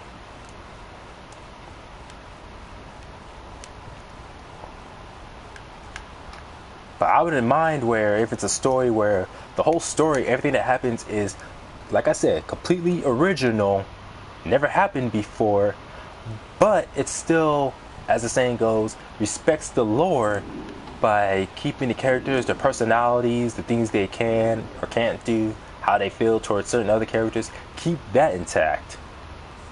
This is the Watchtower War Room, our state-of-the-art training area. Talk to Beast Boy for access to the simulator where you can practice other hero and villain moves. Ambush Bug takes care of our vault drops.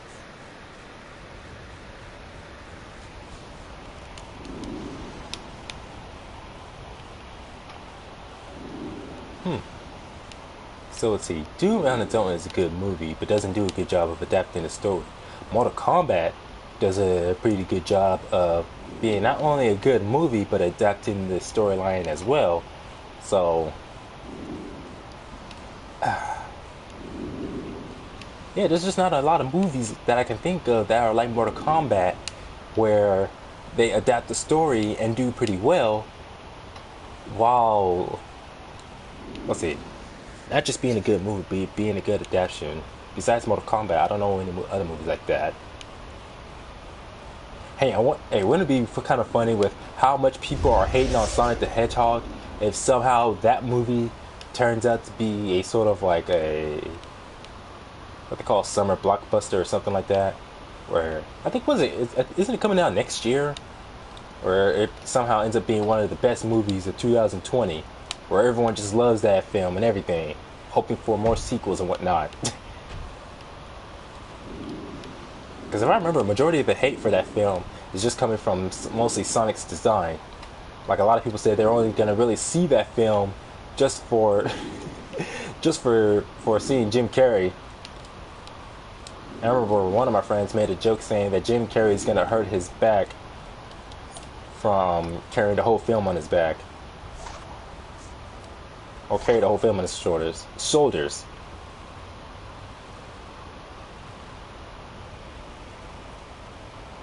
Because I remember one of the lines Sonic said was how he said, well, basically it looks like looks like I'm here to save your world.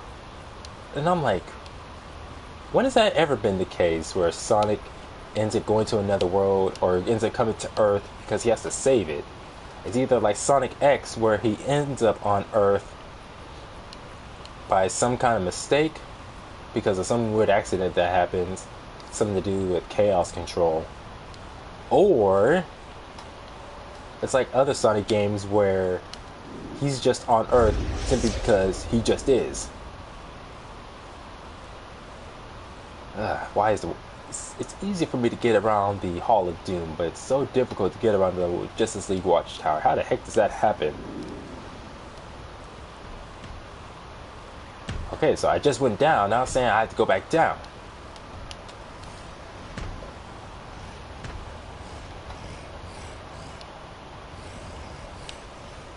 And now I say I have to go back up. You make a freaking mind.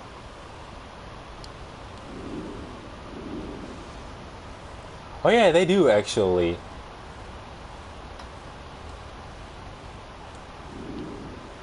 They have some jokes that not only does it involve them kind of insulting their own fandom, but they have some jokes that it kind of involves them insulting themselves or making reference to some of the complaints that people have been making about the show.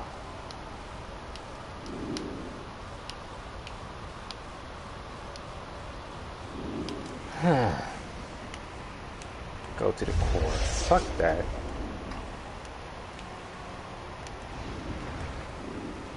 Like for every major part of the Watchtower, there should just be a teleporter somewhere that gets me there.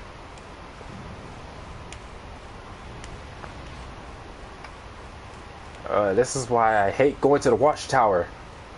The Hall of Doom I'm fine with. Fuck the damn Watchtower. Fuck this bullshit. Oh damn, I've been streaming for 2 hours straight. What is this bullshit? Hey, how many source marks do I have? Only 20. But now let's see, I need 104. Let's see, calculator. 104 minus 20. So damn, I need about 84 more source marks.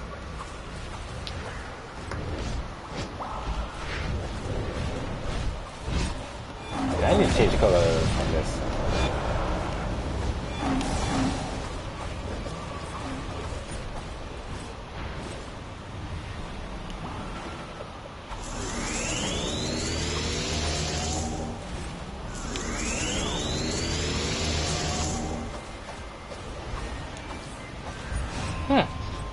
Can't get the color of the eyes on the mask to change.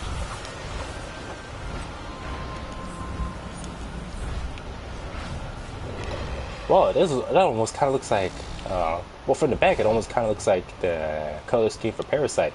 Oh no, I didn't want this. Welcome to the Watchtower's central hub. You can get to just about anywhere in the Watchtower from here. All 3 wings, the mailboxes, the monitor room, and the war room. The Watchtower itself is visible from Okay, I know this might sound ridiculous, but I'm kind of starting to panic right now because I can't find my way to the damn core so I can finish this mission of... Where the fuck is it?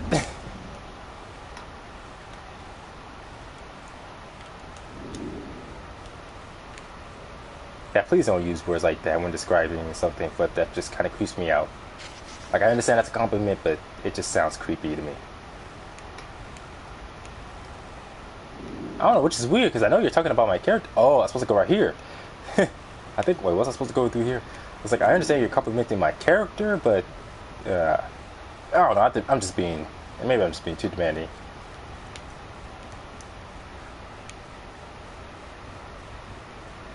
But, yeah, I'm kind of freaking out over here. Kind of panicking. Who the hell designed this damn watchtower? Leave me alone. Don't know which way is left, which way is right, which way is up or down. What the fuck is this?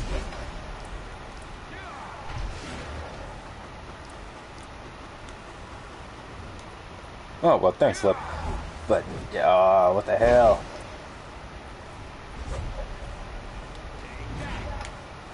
Man, most of the footwear you can buy from some of these consoles just really aren't. They just don't seem worthwhile. But hey, all the more reason to get all those source marks so I can get the full House of L war suit.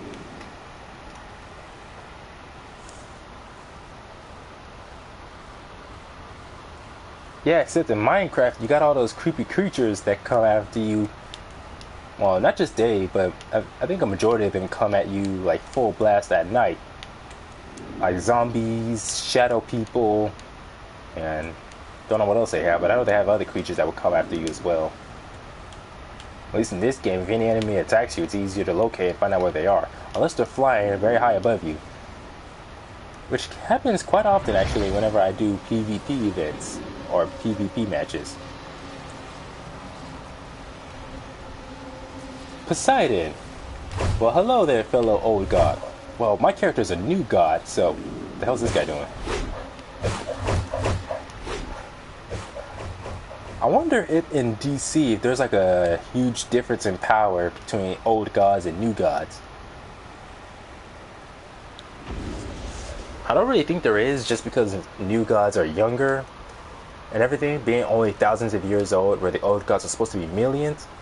But I know you have new gods like Darkseid, and that guy's power is just off the chain.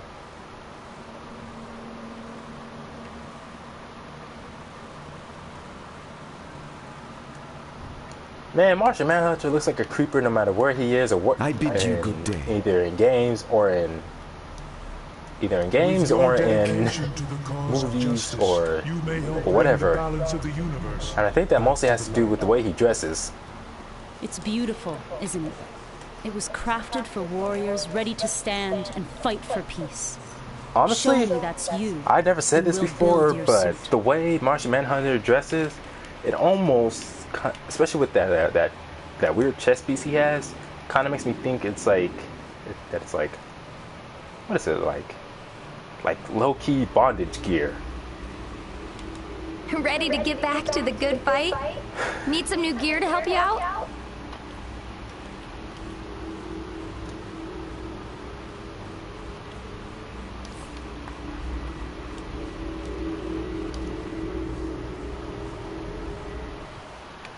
Oracle here.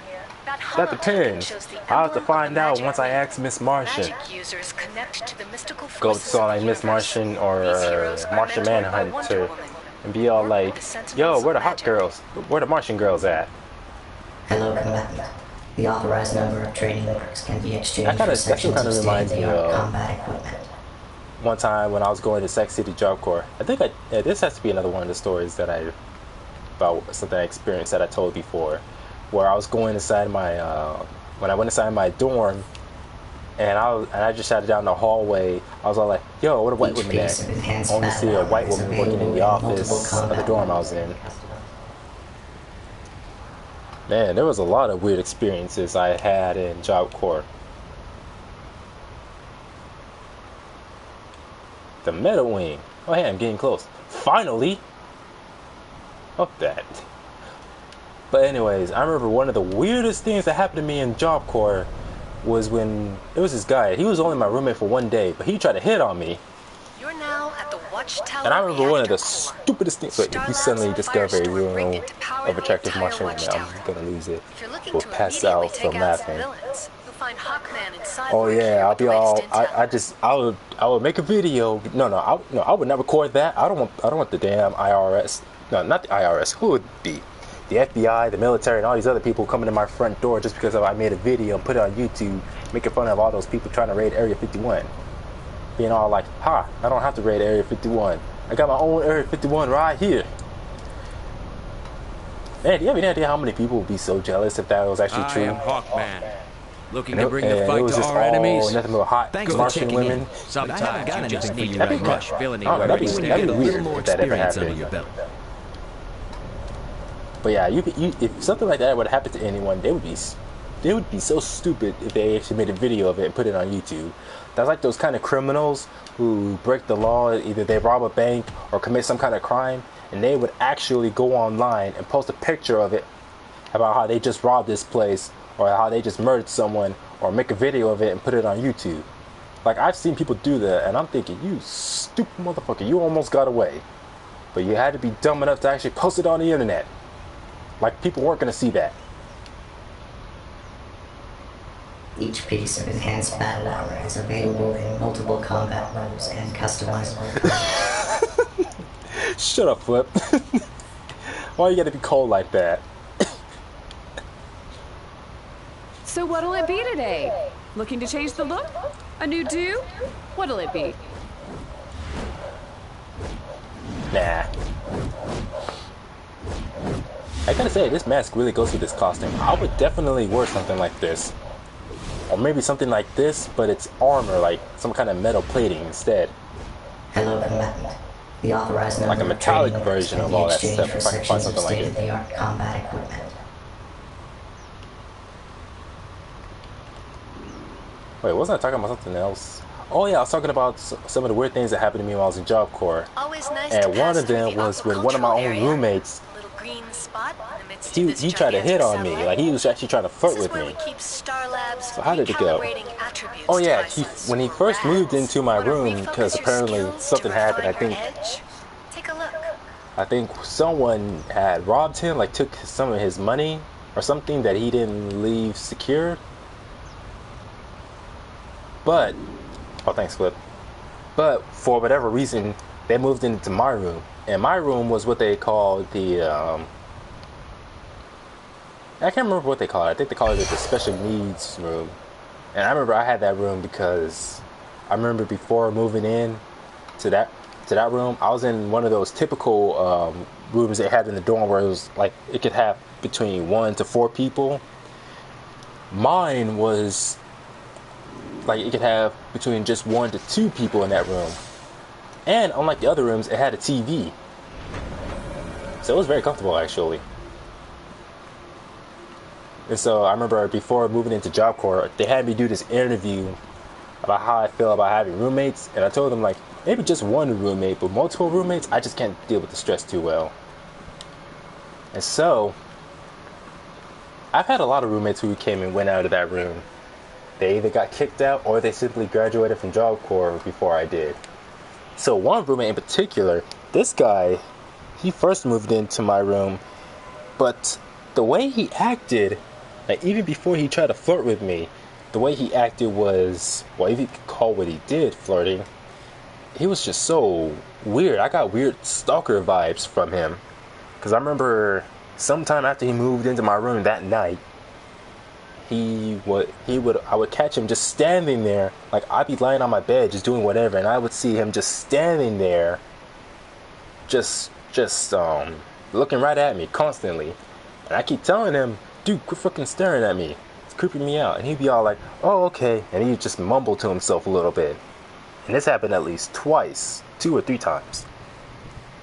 And I remember at one point while he was just standing above me, and this was like right before curfew, so I'm just sitting there waiting to turn the lights off, and he tries to get in my space, because I was laying down looking at my phone, and he was trying to get in my space to look at what was on my phone, try to see if I was looking at porn or something. And I told him, I was like, dude, you need to back off, right? You getting way too close to my space. And he did the same thing, or said the same response, where he was just like, oh, okay, and just started mumbling to himself. I think he even did that, where he was just standing there kind of looking at me. Even after I turned the lights out, I would catch him occasionally looking in my direction. And again, I had to tell him to stop doing that. And I remember prior to curfew, before it was lights out, I was still just laying on my bed, but he was laying on his, and he asked me if I was gay, and I just simply said, no, I'm not. And he was all like, why not? And I'm like, what do you mean, why not? I'm just not. And I'm like, what the fuck kind of stupid question was that? Why not?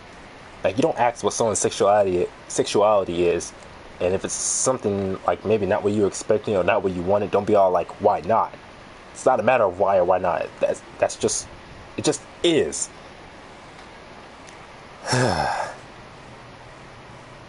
So, right after curfew, I remember he was all like, and like I said, it was lights out. So I'm just sitting in the room and I'm trying to go to sleep.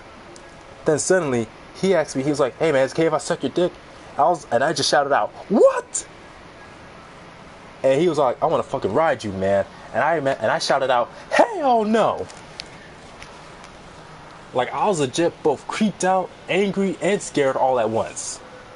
Like, I remember I just got my keys to the room, got all my materials together, and just got out of there. And I remember the dorm monitor, he wasn't in his office at that moment, so I just stayed sitting in the living room in the dorm, and I told myself I was going to stay out there and not go back in there until the dorm monitor came back. I was not about to go back in there after that shit. And so he comes back. I told him what happened, what my roommate was trying to do, and he listened, but there wasn't really anything he could do that night since it was so late. Told me that even with what happened, I would still have to like just try to get some sleep for the night and just worry about it the next morning.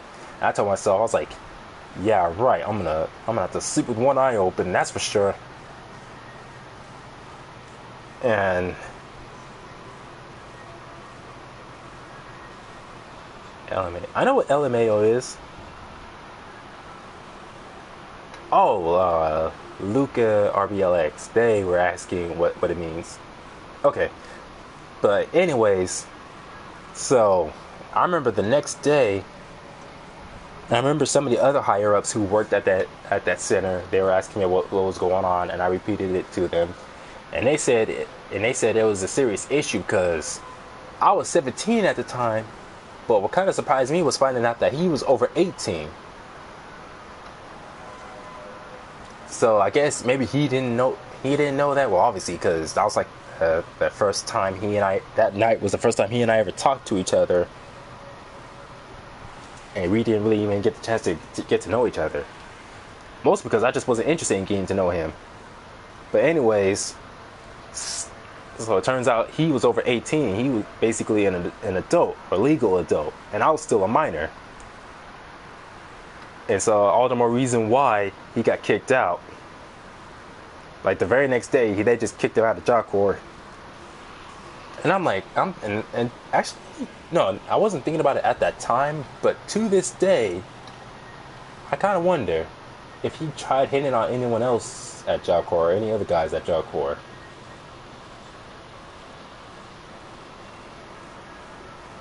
Or I'm thinking maybe he didn't. And the only reason why he tried to flirt with me so aggressively was just because he's in a room with only one person, and he figured maybe it'd be all right. By thinking, since we're both guys, maybe he'd be able to do so and there wouldn't be an issue with it. I was like, no, I had a fucking issue with it. As I keep saying, I'm not homophobic, but I'm not gay either. The Watchtower hangar holds some small portion of the Watchtower. Seriously, the fact that he just asked me if he could perform a fellatio on me. I'm like, how the fuck do you just randomly ask someone you just met the first day where you haven't even got to know him? Like, I don't think it had to be like at least maybe 1 or 2 hours. Oh sure, from the sounds of his, yeah, it definitely sounds like it. But I'm like, to just suddenly ask someone who's only been your roommate for at least 1 or 2 hours, even right before curfew, asking if you can basically give them a blowjob, and then saying what kind of sexual things you want to do to them. Like, that's like, I don't know, because I'm thinking, even if the person you're asking all this stuff to is gay like you are, that's like, you got to get to know someone first before just asking them something stupid like that. Justice League Watchtower. You're now part of a mighty, heroic tradition. Welcome. And make us proud. I'm sure we'll be talking again soon. Or yeah, glad. No kidding.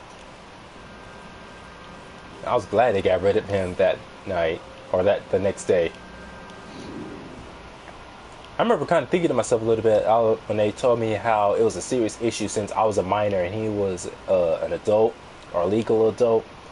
And I was thinking to myself, I'm like, it shouldn't matter the difference in our age. What should matter is just the fact that he tried to do that shit. Like, I just felt so disturbed.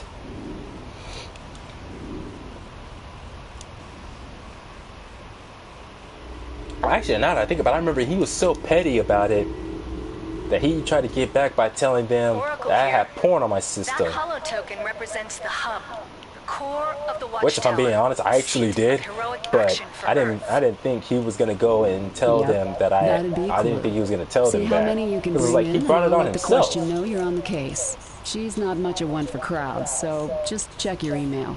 You're doing a great job out there. It's like you should just know better than to try to do some nasty shit like that to your roommate. Why don't you go Textbook chat with Mickey Cannon in the Meta Wing? Yeah, on He's so the many director levels. of Project Cadmus and can give you the lowdown on how to get an edge with research and development. Like, I guess he was just thinking in his mind, thinking something like, oh, I'm gonna flirt with this guy and hopefully he'll give me what I want. Only for me to not just only tell him no, but to go and report him for it. And he's like, oh, he's gonna do all that shit? Well, I'm gonna get him back for it. And I'm like, what makes you think you get to be petty over it when you brought it on yourself? Like, you should not be acting all surprised about it. You brought that on yourself.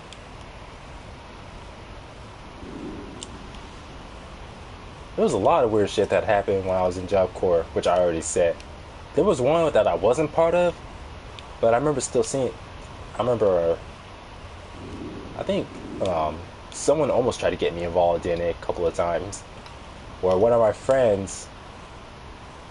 What happened? Oh yeah, some guy was smoking on campus in a non-smoking area, but for whatever reason, even though someone saw him and reported it, instead of him getting in trouble and getting what they call a negative IR or negative incident report from a teacher, so they ended up they tried to pin the blame on, I don't know, because stuff like drugs and whatnot were never allowed on Job Corps, since Job Corps was a government-owned facility. And honestly, he does not strike me as the kind of person who would be able to successfully smuggle drugs on the campus. Jeez, it almost looks like those two are racing. But anyways, what was I saying? Oh yeah, one of my friends, so it was a case of mistaken identity, and therefore one of my friends got falsely accused of a crime he did not commit. But basically he just did the right thing and let them know who it really was they were after, who really committed the crime of smoking on campus. Yeah, I know it was just a theory, but I was just saying I kind of had my doubts with it. But anyways, my friend, he was letting them know who was really smoking on campus, and I thought that was pretty stupid. I'm like, there's literally a smoking area that's on the other side of the gate that separates Job Corps from, not even the outside, but from, because there's Job Corps itself, shut up, Flip. Then there's the parking lot in front of Job Corps, and then there's the main road in front of the facility. And all the guy would have to do was just sign some paper, signing his name. Yeah, I don't watch any YouTubers who do a lot of theories, but I know some of them are very entertaining. But anyways, it's like all the guy would have to do is just sign out of the door and just simply write his name on a piece of paper so he can go outside to the parking lot, to the designated area, smoke there for however long he could or wanted to, and then just simply sign back in. It's just that simple. But he decided, oh, I'm gonna go over to this area right behind the male dorm and smoke over here, even though I'm not supposed to. Because, like, one, you're not supposed to be over in that area after working hours. Two, you're not supposed to smoke on campus. So it's like, and they tell you this constantly, but the guy decided to do all that anyway. And so when all that stuff he did caught up with him, because someone else was going to get accused or get in trouble for what he did, and then he wanted to be petty about it, where they got on his case, and he's all like, oh, I'm going to tell all my friends, we're going to get on this guy for snitching on me. And I'm like, why didn't the guy just go and just simply sign out of the dorm so he can smoke outside in the designated area? Cannon's the name. Mickey It's like Cannon. critical thinking I'm the skills director of and Project logic Cadmus, just and I'm it here just to fails help some all of these you people. meta folks get the hang of research and development. A little like something that would have been know-how so about your gear easy, and yourself but they can help choose turn to the make this battle in your complicated. favor. Once you get yourself some plans and some components, you can use this R&D like, sure, I do that station to myself fix up sometimes, lots of but things. Here, take these items. I don't They'll know. help you get It's never going. been an incident like that where someone was going to get in trouble for what I did, and I tried to act all petty over it. What can I help you with? So I remember the next day, there was just all these people who were out to get my friend simply because he did the right thing and let them know who it really was that was smoking in a not-smoking area. And it's like those negative IRs, Nothing a incident villain uses reports, can possibly compare with it's like you'd have to get, Let me I don't provide remember you how with many, the but you had to, items you need. because I remember if you get too many, they give you what's called an orange card. An orange card basically restricts your access to leave the facility after working hours or really go anywhere or do anything. So basically all your privileges are just gone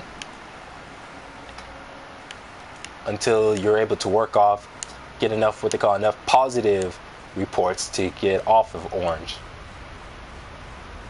So that guy had no reason to be all petty and take it personal.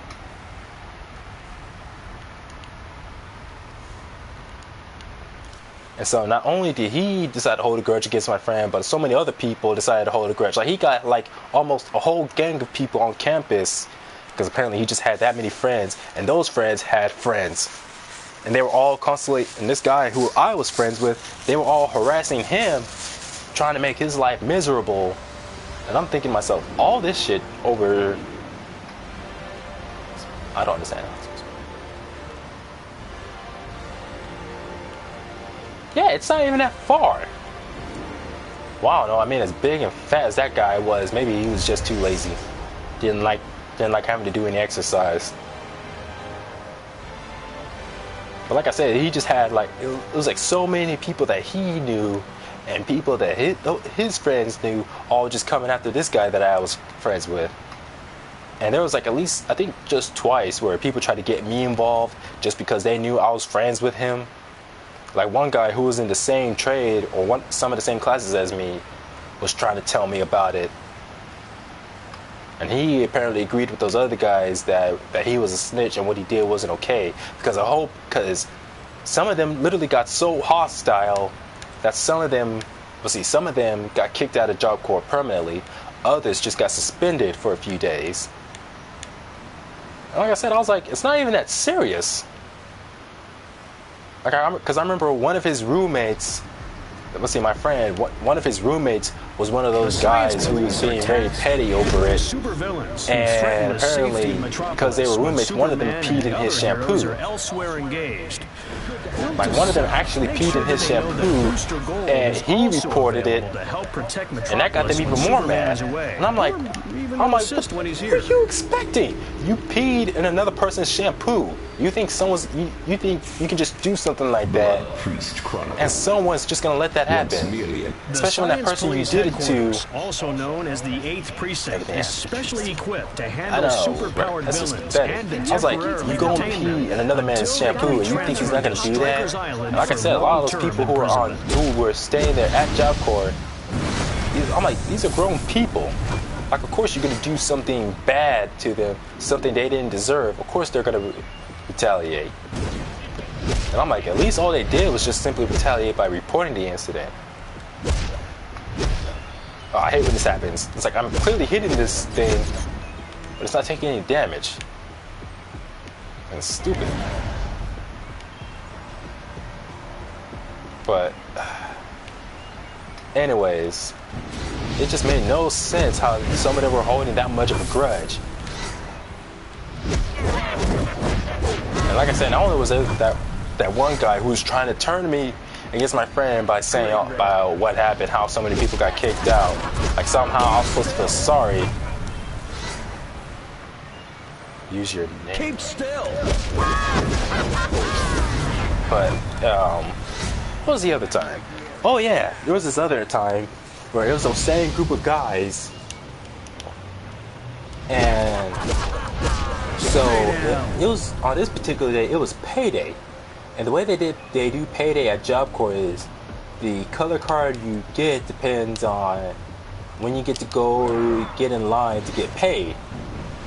And if you had silver or gold, you get to go first. If you were orange, you would go last. And that's just to get in line to get paid. So for me, usually what I do is that even if they call my color card, I would just wait.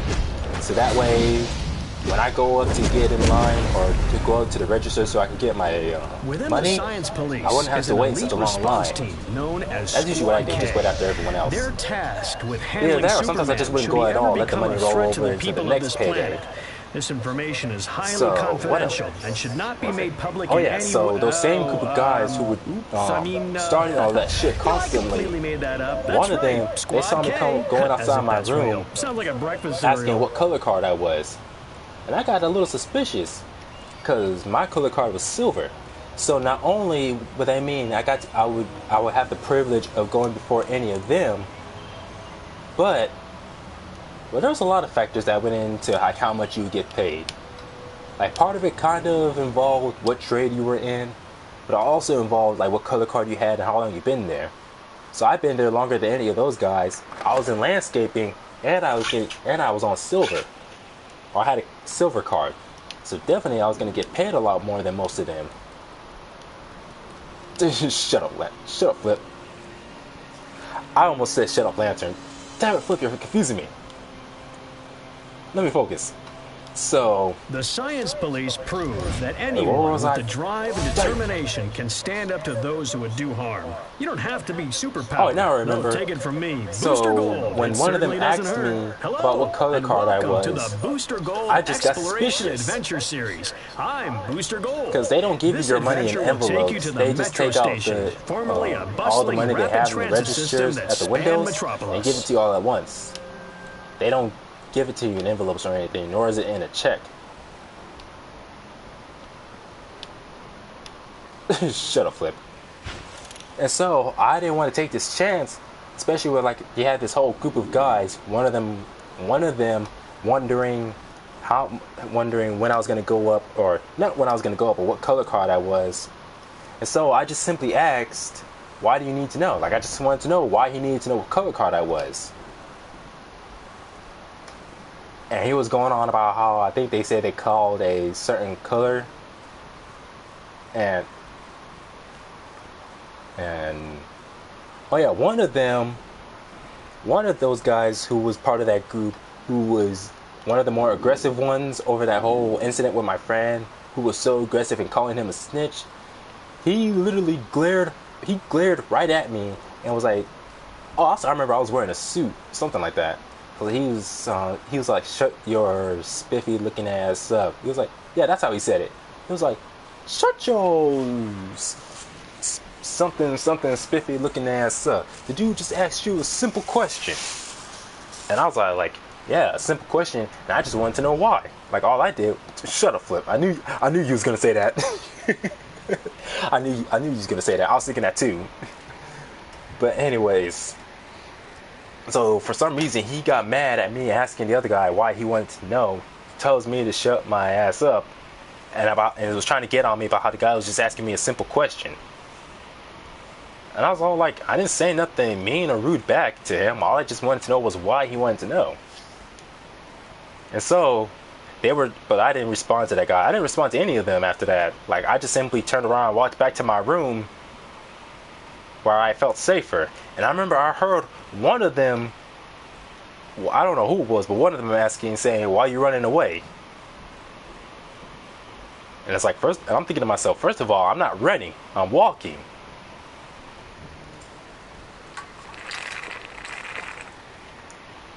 But it's like I didn't even bother with them. I just went back inside my room where I was safe and just went back to playing video games.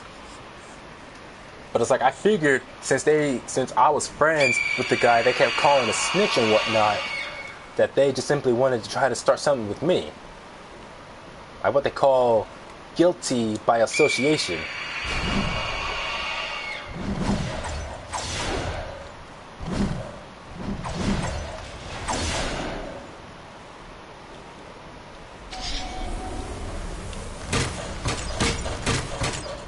Three, 2, 1, fight.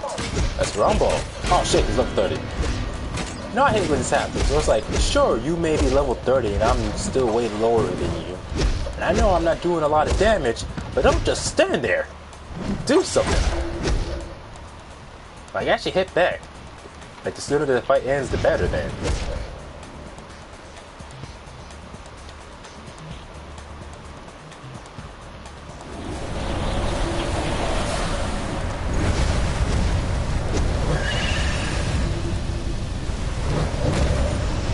You lose. But anyways, with that guy who asked me what color card I was like, all these things to take into account. I didn't want to take any chances. It's like, for all I know, these guys probably be waiting for me to walk off campus, follow me, and jump me for all I know. So that's all the reason why, when that guy asked me what my color card was, I just simply decided,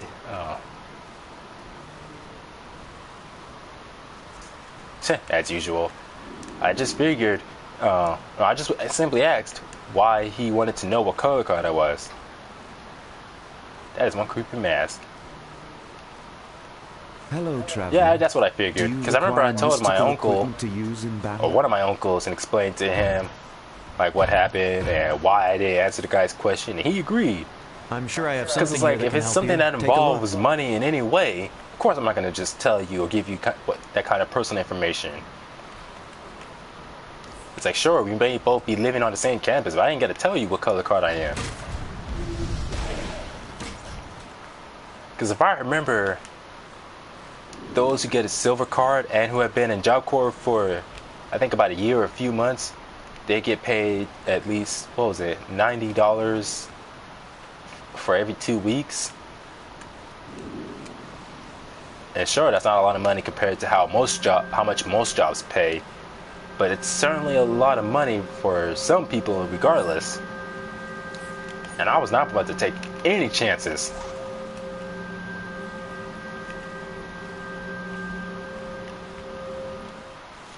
But I guess they just wanted to target me just because I was friends with the guy they kept labeling as a snitch. As I said earlier, guilty by association.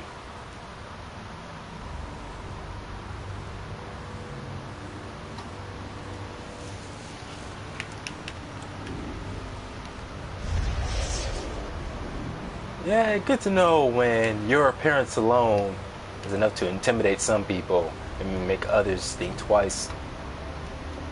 There's been a couple of times where I remember something like that happen, where it's like I'm just walking or standing a certain way and people say I have this sort of serious look where I remember one guy, I was actually this was a few months ago, like I think 2-3 months ago, where I was walking around Arden Mall. I was just walking by myself.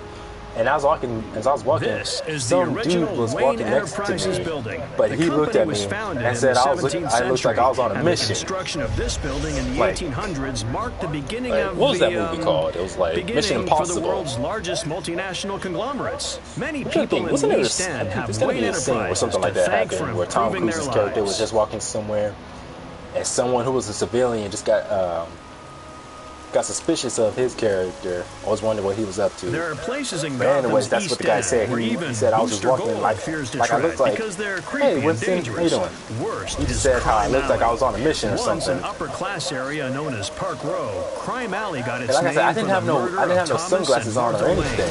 Two of so I thought I was kind of playing for cool at the same time, and how I could just Gotham's slide into tragedy and I could look like somehow this sort of secret agent or government agent, even without wearing a fancy suit or nothing, or sunglasses. Known criminals. It operates under a strict no-violence policy, respected by even Gotham's most hostile psychopaths. Here, there's always someone who wants to help. This Booster Gold endorsement was provided free of charge. Oh my goodness, Booster Gold, shut up, man. See, between him and Lex Luthor, those two are very talkative in this game. Oh, and Brainiac. Well, a lot of the villains in this game are quite talkative, actually.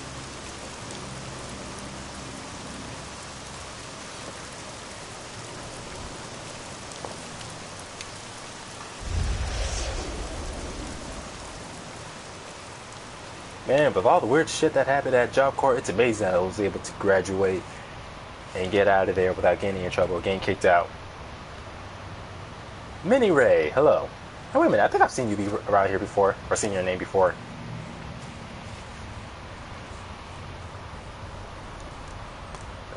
But honestly, I was like, I just tell myself I was just glad to get out of Job Corps.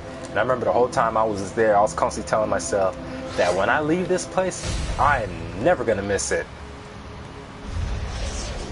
And I don't. Oh, thanks. Bane is back in Gotham. He uses venom to fuel his immense strength and brutality. And now his gang is selling the stuff all over the East End. Venom's a short-lasting steroid, not your typical street drug. Take some samples for analysis, and get that venom off the streets.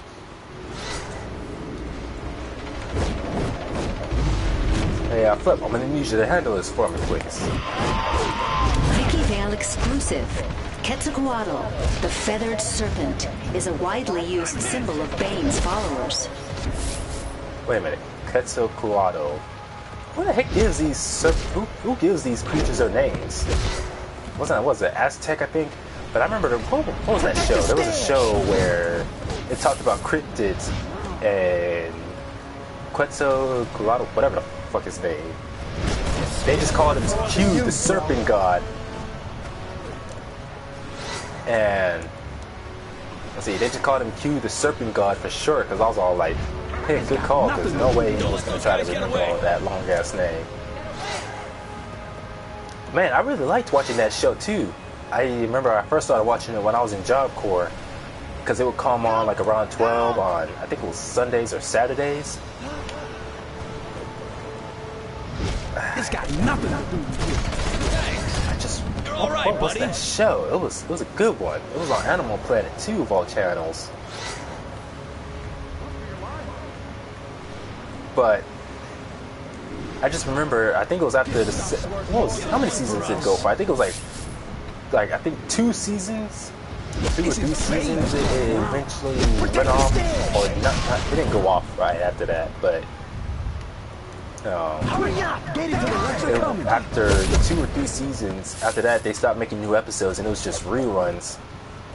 And there for a while, it was just, I think it's just for a few months.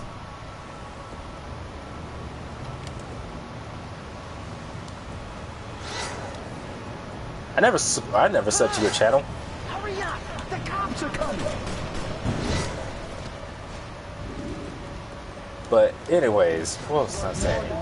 Oh yeah, after 2 or 3 seasons, for You're not gonna get to this stuff. yeah, you got me confused with someone else, Minnie. But anyways, what was I saying? Oh yeah, after a few seasons, it was just reruns for a few months. Then after that, muscles. It can destroy your body. then after that, eventually it just went off the air completely. Terrible, I might add. And that was when I was in Job Corps back between 2013 to 2014. After all these years, yeah, there's have not been any new episodes This or is any a new sort of reruns. venom, extremely volatile and short-lived. So Bane's thugs need a constant supply to keep up their strength. I really wish I could remember the name of that show, because I just enjoyed it. Well, season 1 had a few good episodes, because the way they did it, it was like the sort of, oh yeah, it was called Lost Tapes. And they kind of did it in this sort of found footage sort of film, where apparently there's this videotape that's been recovered, Persuade Bane's thugs to give up their main supply. and they would just show the video of Take out their whoever, venom injectors. whichever person or whatever group had that camera last, or what happened to them after encountering some kind of cryptid. Yeah, the show was called Lost Tapes, and season 1 had a few good episodes, but season 2 was when it got better. Like, they had scarier creatures, and the episodes themselves were just scarier overall. The sun is shining. Wake up with our fire and ice spiced iced coffee. So it's like, sure, the stuff that happened in the show was obviously fake, but as far as like a show with somewhat decent jump scares, it was pretty good. Come on, man! I don't know anything. I swear. I'm trying to think. There was one in particular that was my favorite out of all of them. Like, I liked a lot of them from season 2, but I did like the one where there's these 2 people who snuck onto a board. You're going down. Board? No, into a boat. I don't deserve a big this. old government-owned boat. Don't tell me anything. And they end up encountering a Yeti. The Venom Lab's nearby. Yeah, it was very interesting. I really enjoyed it. So it was one where they encountered a Yeti. That one I enjoyed. But I think my favorite one was, oh yeah, Beast of Bray Road. Bray, B-R-A-Y. Yeah, that was my number one favorite episode. Because I remember in that episode, the creature they talked about, like the way they described it, it almost sounded like something of like a werewolf. Except it wasn't a werewolf. It's like, because a werewolf is someone who turns into a werewolf on certain nights or whenever whatever triggers the transformation. But the Beast of Bray Road, while it sounded almost looked like a werewolf, it was something else entirely. It was something that was always a sort of werewolf-like creature. I don't know how they described it. But basically, it was never human to begin with. So that's why it was never called a werewolf, despite looking and almost sounding like one. Without that, the venom can't enter their system. How about it? Can you grab And I remember that particular episode made me jump a few times. Man, it was good. Gather Hopper Venom. Hopper. I still remember another funny... who was it? Some weird white dude I knew was back in Job Corps. I remember he was always the kind of person to start shit and talk shit to people, but it was just a thing. Like, yeah, something like that. Lycanthrope or just like it. But anyways, what was it? Oh yeah, when I was in Job Corps, and this dude, he had some pretty weird insults, but it's like no one ever really took him serious. But I'm guessing maybe that's why he acted the way he did. Like he wanted people to take him serious or something, and no one could because of how stupidly big he was. But I remember at one point he called me a hood hopper. I can't remember if I was talking to him or if I was talking to someone else, and he just jumped in. I think I was talking to something involving gangs. And I guess he just jumped in a conversation and called me a hood hopper. And we've been tracking Bane's distribution system through Gotham. They've made me as a cop, but you could get... I was all like, sounds like that kind of person where they act like they're part of a particular gang or a particular set. But then if the mood suits them, they would just go and start representing some other gang or some other set. Which there was another guy at Job Corps that I met who I'm pretty sure was like that, or would have been like that. They could have. That really hurt. What but I thought that was a pretty funny insult, and it just sounds funny too, calling someone a hood hopper.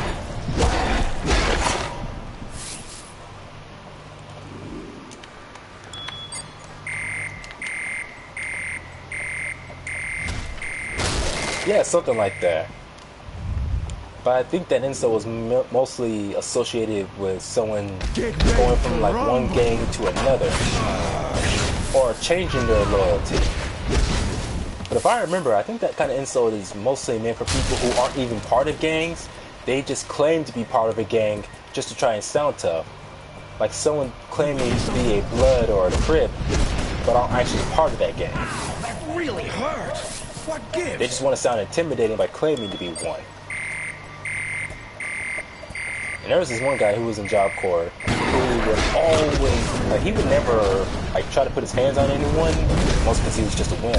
And he would always have something stupid to say, always trying to act like he was some kind of gangster.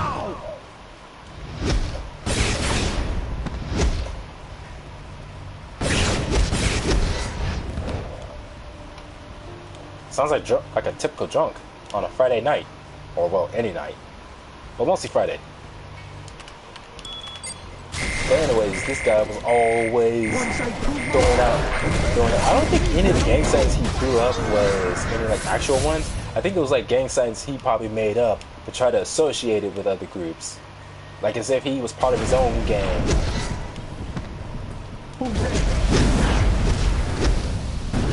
But I remember all those times where he would talk shit, just trying way too hard to be this sort of badass on campus. Eventually it caught up with him, because I remember one time he had said some stupid. I didn't see the incident because I remember it was like, I think one of my friends who told me about it. But anyways, so he basically was talking shit to the wrong people and almost got choked to death. Like one of the guys he was messing with, break you, chump. Just like one of the guys he was talking shit to, that same guy took his belt off and gave that wannabe gangster kid, gave him a whooping with his belt, and even started choking him with that belt. Like, he didn't kill him, but it got to the point where that fake gang member, he started spitting up blood. Actually, like I said, almost every day, because he and I were in the same class, in some of the same classes in the same trade, and almost every day he would talk shit or just try to sound tough or say something trying to sound smart or funny. But I remember after that whole incident, he wasn't doing no talking after that, like at all. I thought one Actually, I was remember bad. even after But that, with Venom a on the couple street, years after everyone that thinks they're a incident, backbreaker. I saw Good to know him- you're out there taking care of I saw him once when I was around. Yeah, definitely. I saw him once when I was on campus at Sac City, and even one time when I was just walking down the street around my neighborhood. Both times he saw me, but of course instead of trying to say something funny or smart or anything, like the first time he saw me after those years at Sac City, he was just saying how he recognized me and that was it. The other time, when he saw me around my neighborhood, he and I just looked at each other and just said a simple hello, but that was really about it. Like that sort of once, but he's back obnoxious on again. attitude he The had. last time he was using, he broke Batman's Yeah, after back. those guys whooped his So ass, for me and Nightwing, he this wasn't is saying much of anything. We're not losing anyone to Bane ever again. It's like, sure, what that guy did to him may have been a bit excessive, but choking with the whole, the whole whooping him with his belt, like a parent would to their child, that part I found funny. But choking the guy until he started spitting up blood, yeah, that was definitely excessive. But there was nothing I could do about it. But at the same time, I understood that that's why, no matter what gang you claim to be part of, where you go, you just don't talk shit like that. Because you don't know who's going to respond or how they're going to respond.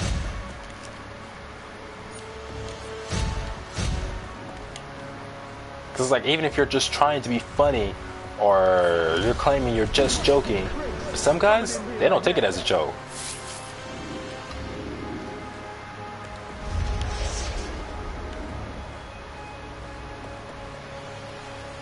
That's just all the more reason why I don't go around talking shit or claiming to be part of any group that I'm not part of. The Falcone crime syndicate has ruined this neighborhood. These Take Bane out thugs are an Falcone improvement, if you mobsters. ask me. There's some Falcone Do I ever hoods even get just to go south up against the Falcone? Show them we've got a Probably hero in one of those system. on-duty missions, but that's about it. I Probably. made it! The Venom is mine! Oh, man. There's almost like that kid I knew from both middle school and high school who would always talk shit. Even though everyone knew he was no one to take serious. Like, he would easily get his ass whooped, but always talk shit. Even after that one time where, well, he didn't say nothing to me. No, I was kind of rough out. I was messing around a little bit with one of my friends, and he ended up hitting me in my back. It seems like hitting my back right at my side, thinking that just because one of my friends did it to me and I was okay with it, that he can get away with it. He tried to do a hit and run. Like, he tried to hit me and run, but I guess he wasn't expecting me to run after him, which is exactly what I did. And when I caught up with him, I remember I didn't tackle him. I just grabbed his shirt, threw him on the ground, and started beating the crap out of him. I even ripped his shirt too. By the time I was done, he was crying, and he wanted to have the nerve to try to talk shit. Like, the teacher was standing there. Let's see, the teacher had us separated after one of my. Okay, now I remember. As I was starting to rip his shirt, while I was punching him in his face, and his shirt was ripping because I was holding on to his shirt, and he was trying to pull away from me. And I don't know why, but I just went berserk that day. I don't need any help. And literally, No, don't take away the Venom. one of the guys in my class Sure, he might have been as tall, but he was definitely bigger than me and stronger too. Like he had to pull me off of that guy. That's how mad I was. That's the first time I ever went that crazy, where someone else had to pull me off of someone. I feel so strong. But anyways, so one of my friends pulled me off of him, and the teacher had to because it was during gym class, so we had to sit in separate areas of the soccer field while she wrote some kind of paper for us to go to the the principal's office. And he tried to talk shit to me by saying how he was going to get me back, saying, "Just watch, Jason." And I'm like, yeah, right. Like, the whole class just saw you get your ass whooped. You're not fooling anyone. And he obviously didn't learn his lesson, because I remember the next day, he tried to act like that didn't happen. Like anytime I or anyone else brought it up, he would say it didn't happen.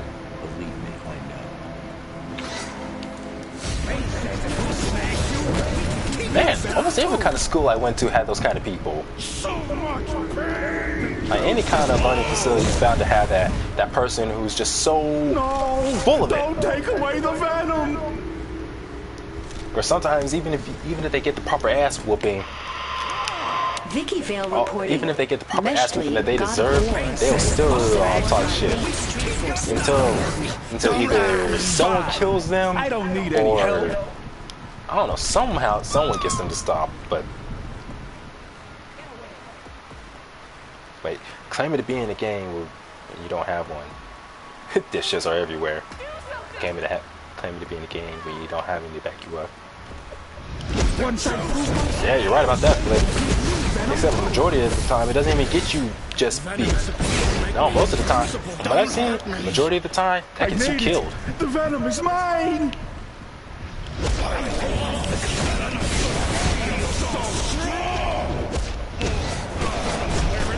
Damn venom junkies. What gives? Get some rehab. What are you? Get off of me! Maybe one of these days there'll be a comic book writer where they will write a story with Bane as the main villain. But instead of relying on did I say Bane as the main Venom or as the main villain? Anyways, have Bane as the main villain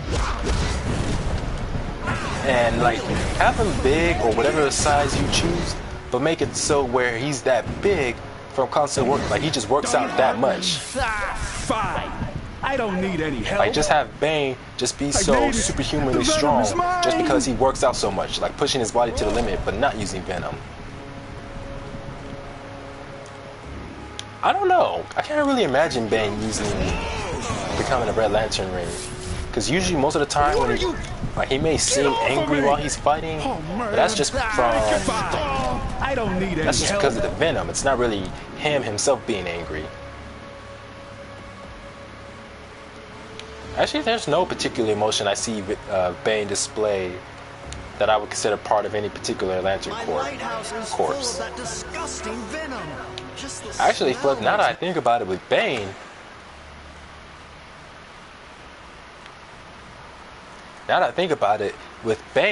if Bane was part of it, were to be part of any Lanterns, he'd probably be a good candidate to join our Silver Lanterns. Because Bane actually does not display much emotion. Because usually when he talks, he's usually mostly he talks like any kind of, he usually talks like a dignified intellectual. And the only time he gets crazy or seems angry is just because from the effects of the Venom drugs. Which to me makes me think Bane would definitely be more dangerous if he didn't use Venom. Like if he was just simply, like if Bane was simply just that big, that huge compared to everyone else, just because he just works out so much. Like have some kind of incident like that where he just kicks off the Venom drug forever, and not only does he just simply stop using Venom, Well, I think I already explained it.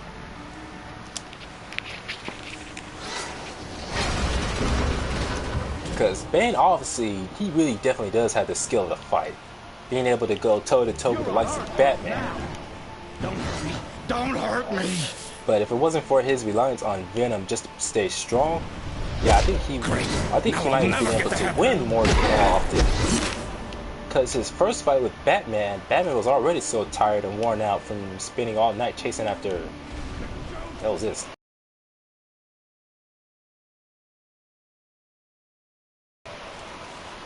Whew.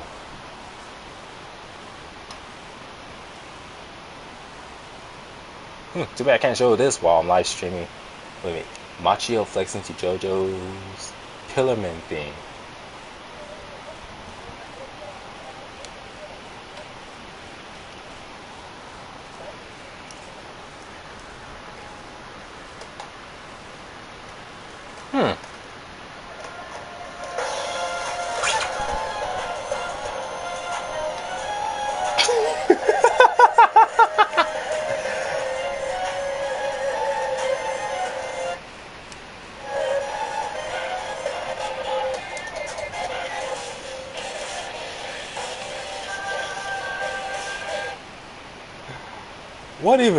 What even is this anime?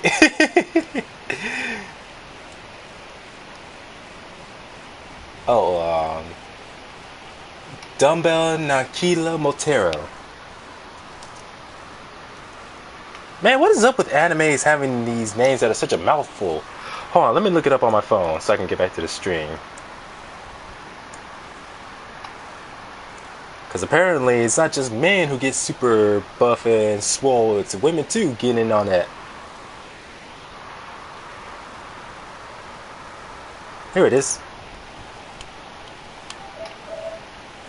This technique has been passed down by the Armstrong family for generations. It's like they put the head of a Ken doll on a Hulk action figure.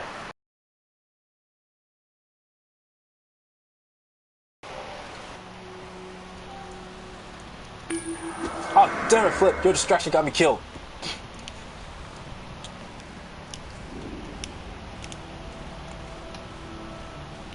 Boy, you do that to me again, I'm going to revoke your civil lantern license.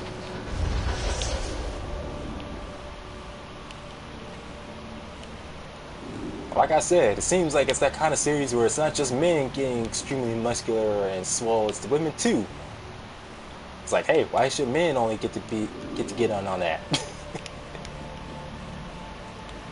But somehow the Pillarman theme from JoJo's Bizarre Adventure just works so well with it.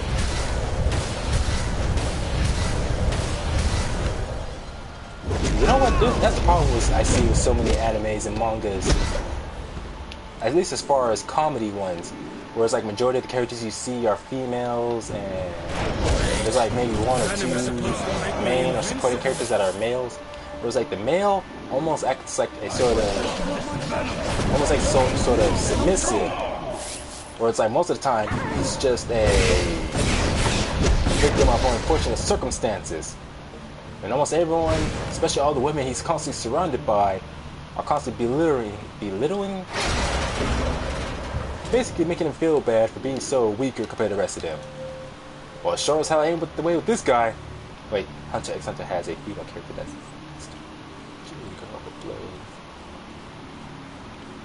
Oh yeah, I remember that same character you're talking about. I remember she's also in the game Jump Force. Can't remember what the hell her name is, but I remember that. I think I know who you're talking about. I just can't remember her name. But yeah, she's supposed to be in Jump Force. But anyways, that guy whose name I just forgot. I'm all like, yeah, no one, no woman, no other guy's gonna make him.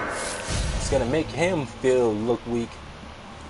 Like literally, all they have to do is talk shit, and all he has to do is just flex. Venom is supposed to make me invincible. And you be thinking you're looking at an anime Hulk without the good skin. You just be all like, oh my goodness. Yeah, there's definitely no one going to be giving him a hard time for nothing. Hold on a second, I gotta use the bathroom. I'll be right back.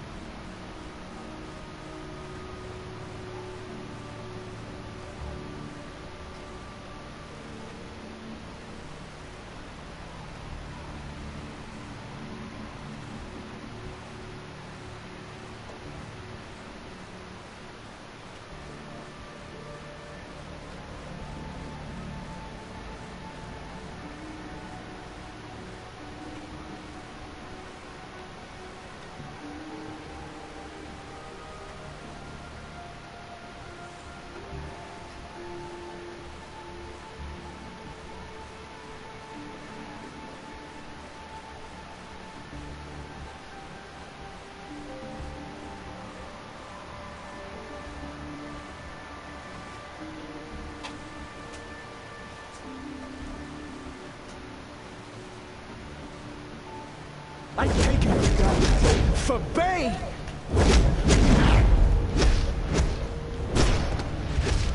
Oh, Venom's wearing off!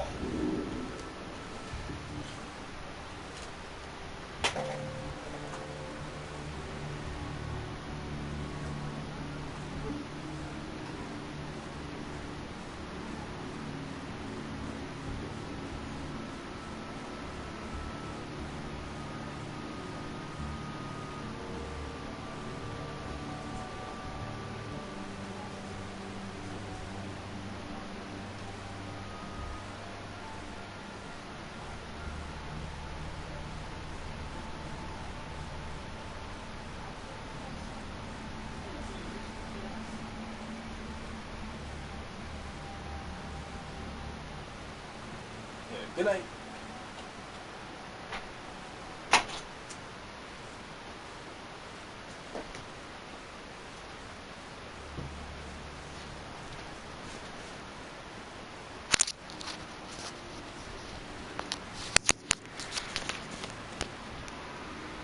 Alright, and I am back.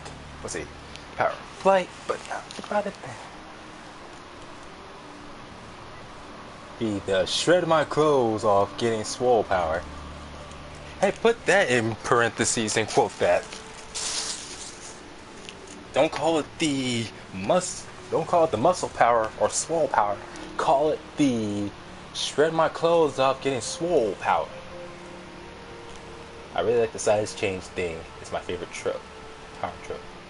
Now, honestly, if there's one thing that bugs me about a lot of animes and mangas that I've seen, specifically will give me Venom harem animes, where it's like the main protagonist is some guy where he finds himself not necessarily being attracted to all these women surrounding him, but more like they're attracted to him, and they go to all of these ridiculous lengths just to try to prove their love. Some of them being sometimes just being straight up hostile about it. Like, they don't give them a choice. They're like, they'll try to force him to love them. And then you have those who almost seem like they don't necessarily try to force him, like with brute strength or anything, but it's more like they try to guilt trip him. Like, they act all innocent, and sometimes they act like, make me invincible. Sometimes they act like, oh, but I love you, but if you don't love me or give me what I want, I'm just gonna sit here and cry. Or I'm gonna die from you not giving me the attention I want. I'm like, oh my goodness, stop acting like such a victim crying all the time. We're almost there. Fate is just It's like a lot of those harem animes, it almost feels like they were created specifically as like some kind of fetish that the writer or director has, where the main protagonist for some reason, he has all these women coming after him. These women he's not initially not attracted to or interested in, but they won't take no for an answer. And some of them, like I said, are just straight up hostile and try to force to have their way with him, or have their way with him. Yeah, I can't imagine what else it would be. But what's one like that? Oh yeah, Rosario plays vampire in the well, it's more like that. It's more so in the anime, since the anime version is more fan service based. Since the manga has a much more serious tone to it, but still, there's that whole harem thing where sometimes the protagonist doesn't get a choice, and they try to force him into all these situations. Like, hey, so Batman sent you in. Like, good times. Like 2 girls from these the group, guys maybe we don't need more, their to stinking try to venom force to beat them him down. to go on a date with them all at once. I've seen that so many times, and I'm thinking, dude, if you aren't interested in this girl or that girl, or if you want this girl instead and want the rest to leave you alone, just tell them. But it's like the protagonist, he's like the opposite of manliness, the opposite of... Vicky Vale reporting. Xochipilli is frequently depicted by I street don't know what artists. word I'm looking for. And it's like, and like I said, I don't think it's a feminist thing at all. I think majority of the time it's mostly just a fetish thing. Like a... What is it? Oh yeah, S&M. You could defeat me? Heck, some series I've seen where it straight up is S&M. That's what I tell myself, that a lot of animes, mangas, like that I've seen where it happens, the people who write or direct that stuff, they would hate to have me as the main protagonist. Because for me, it's like I'm not saying the main character should be abusive or anything, or be aggressive or hostile as well. Just learn to be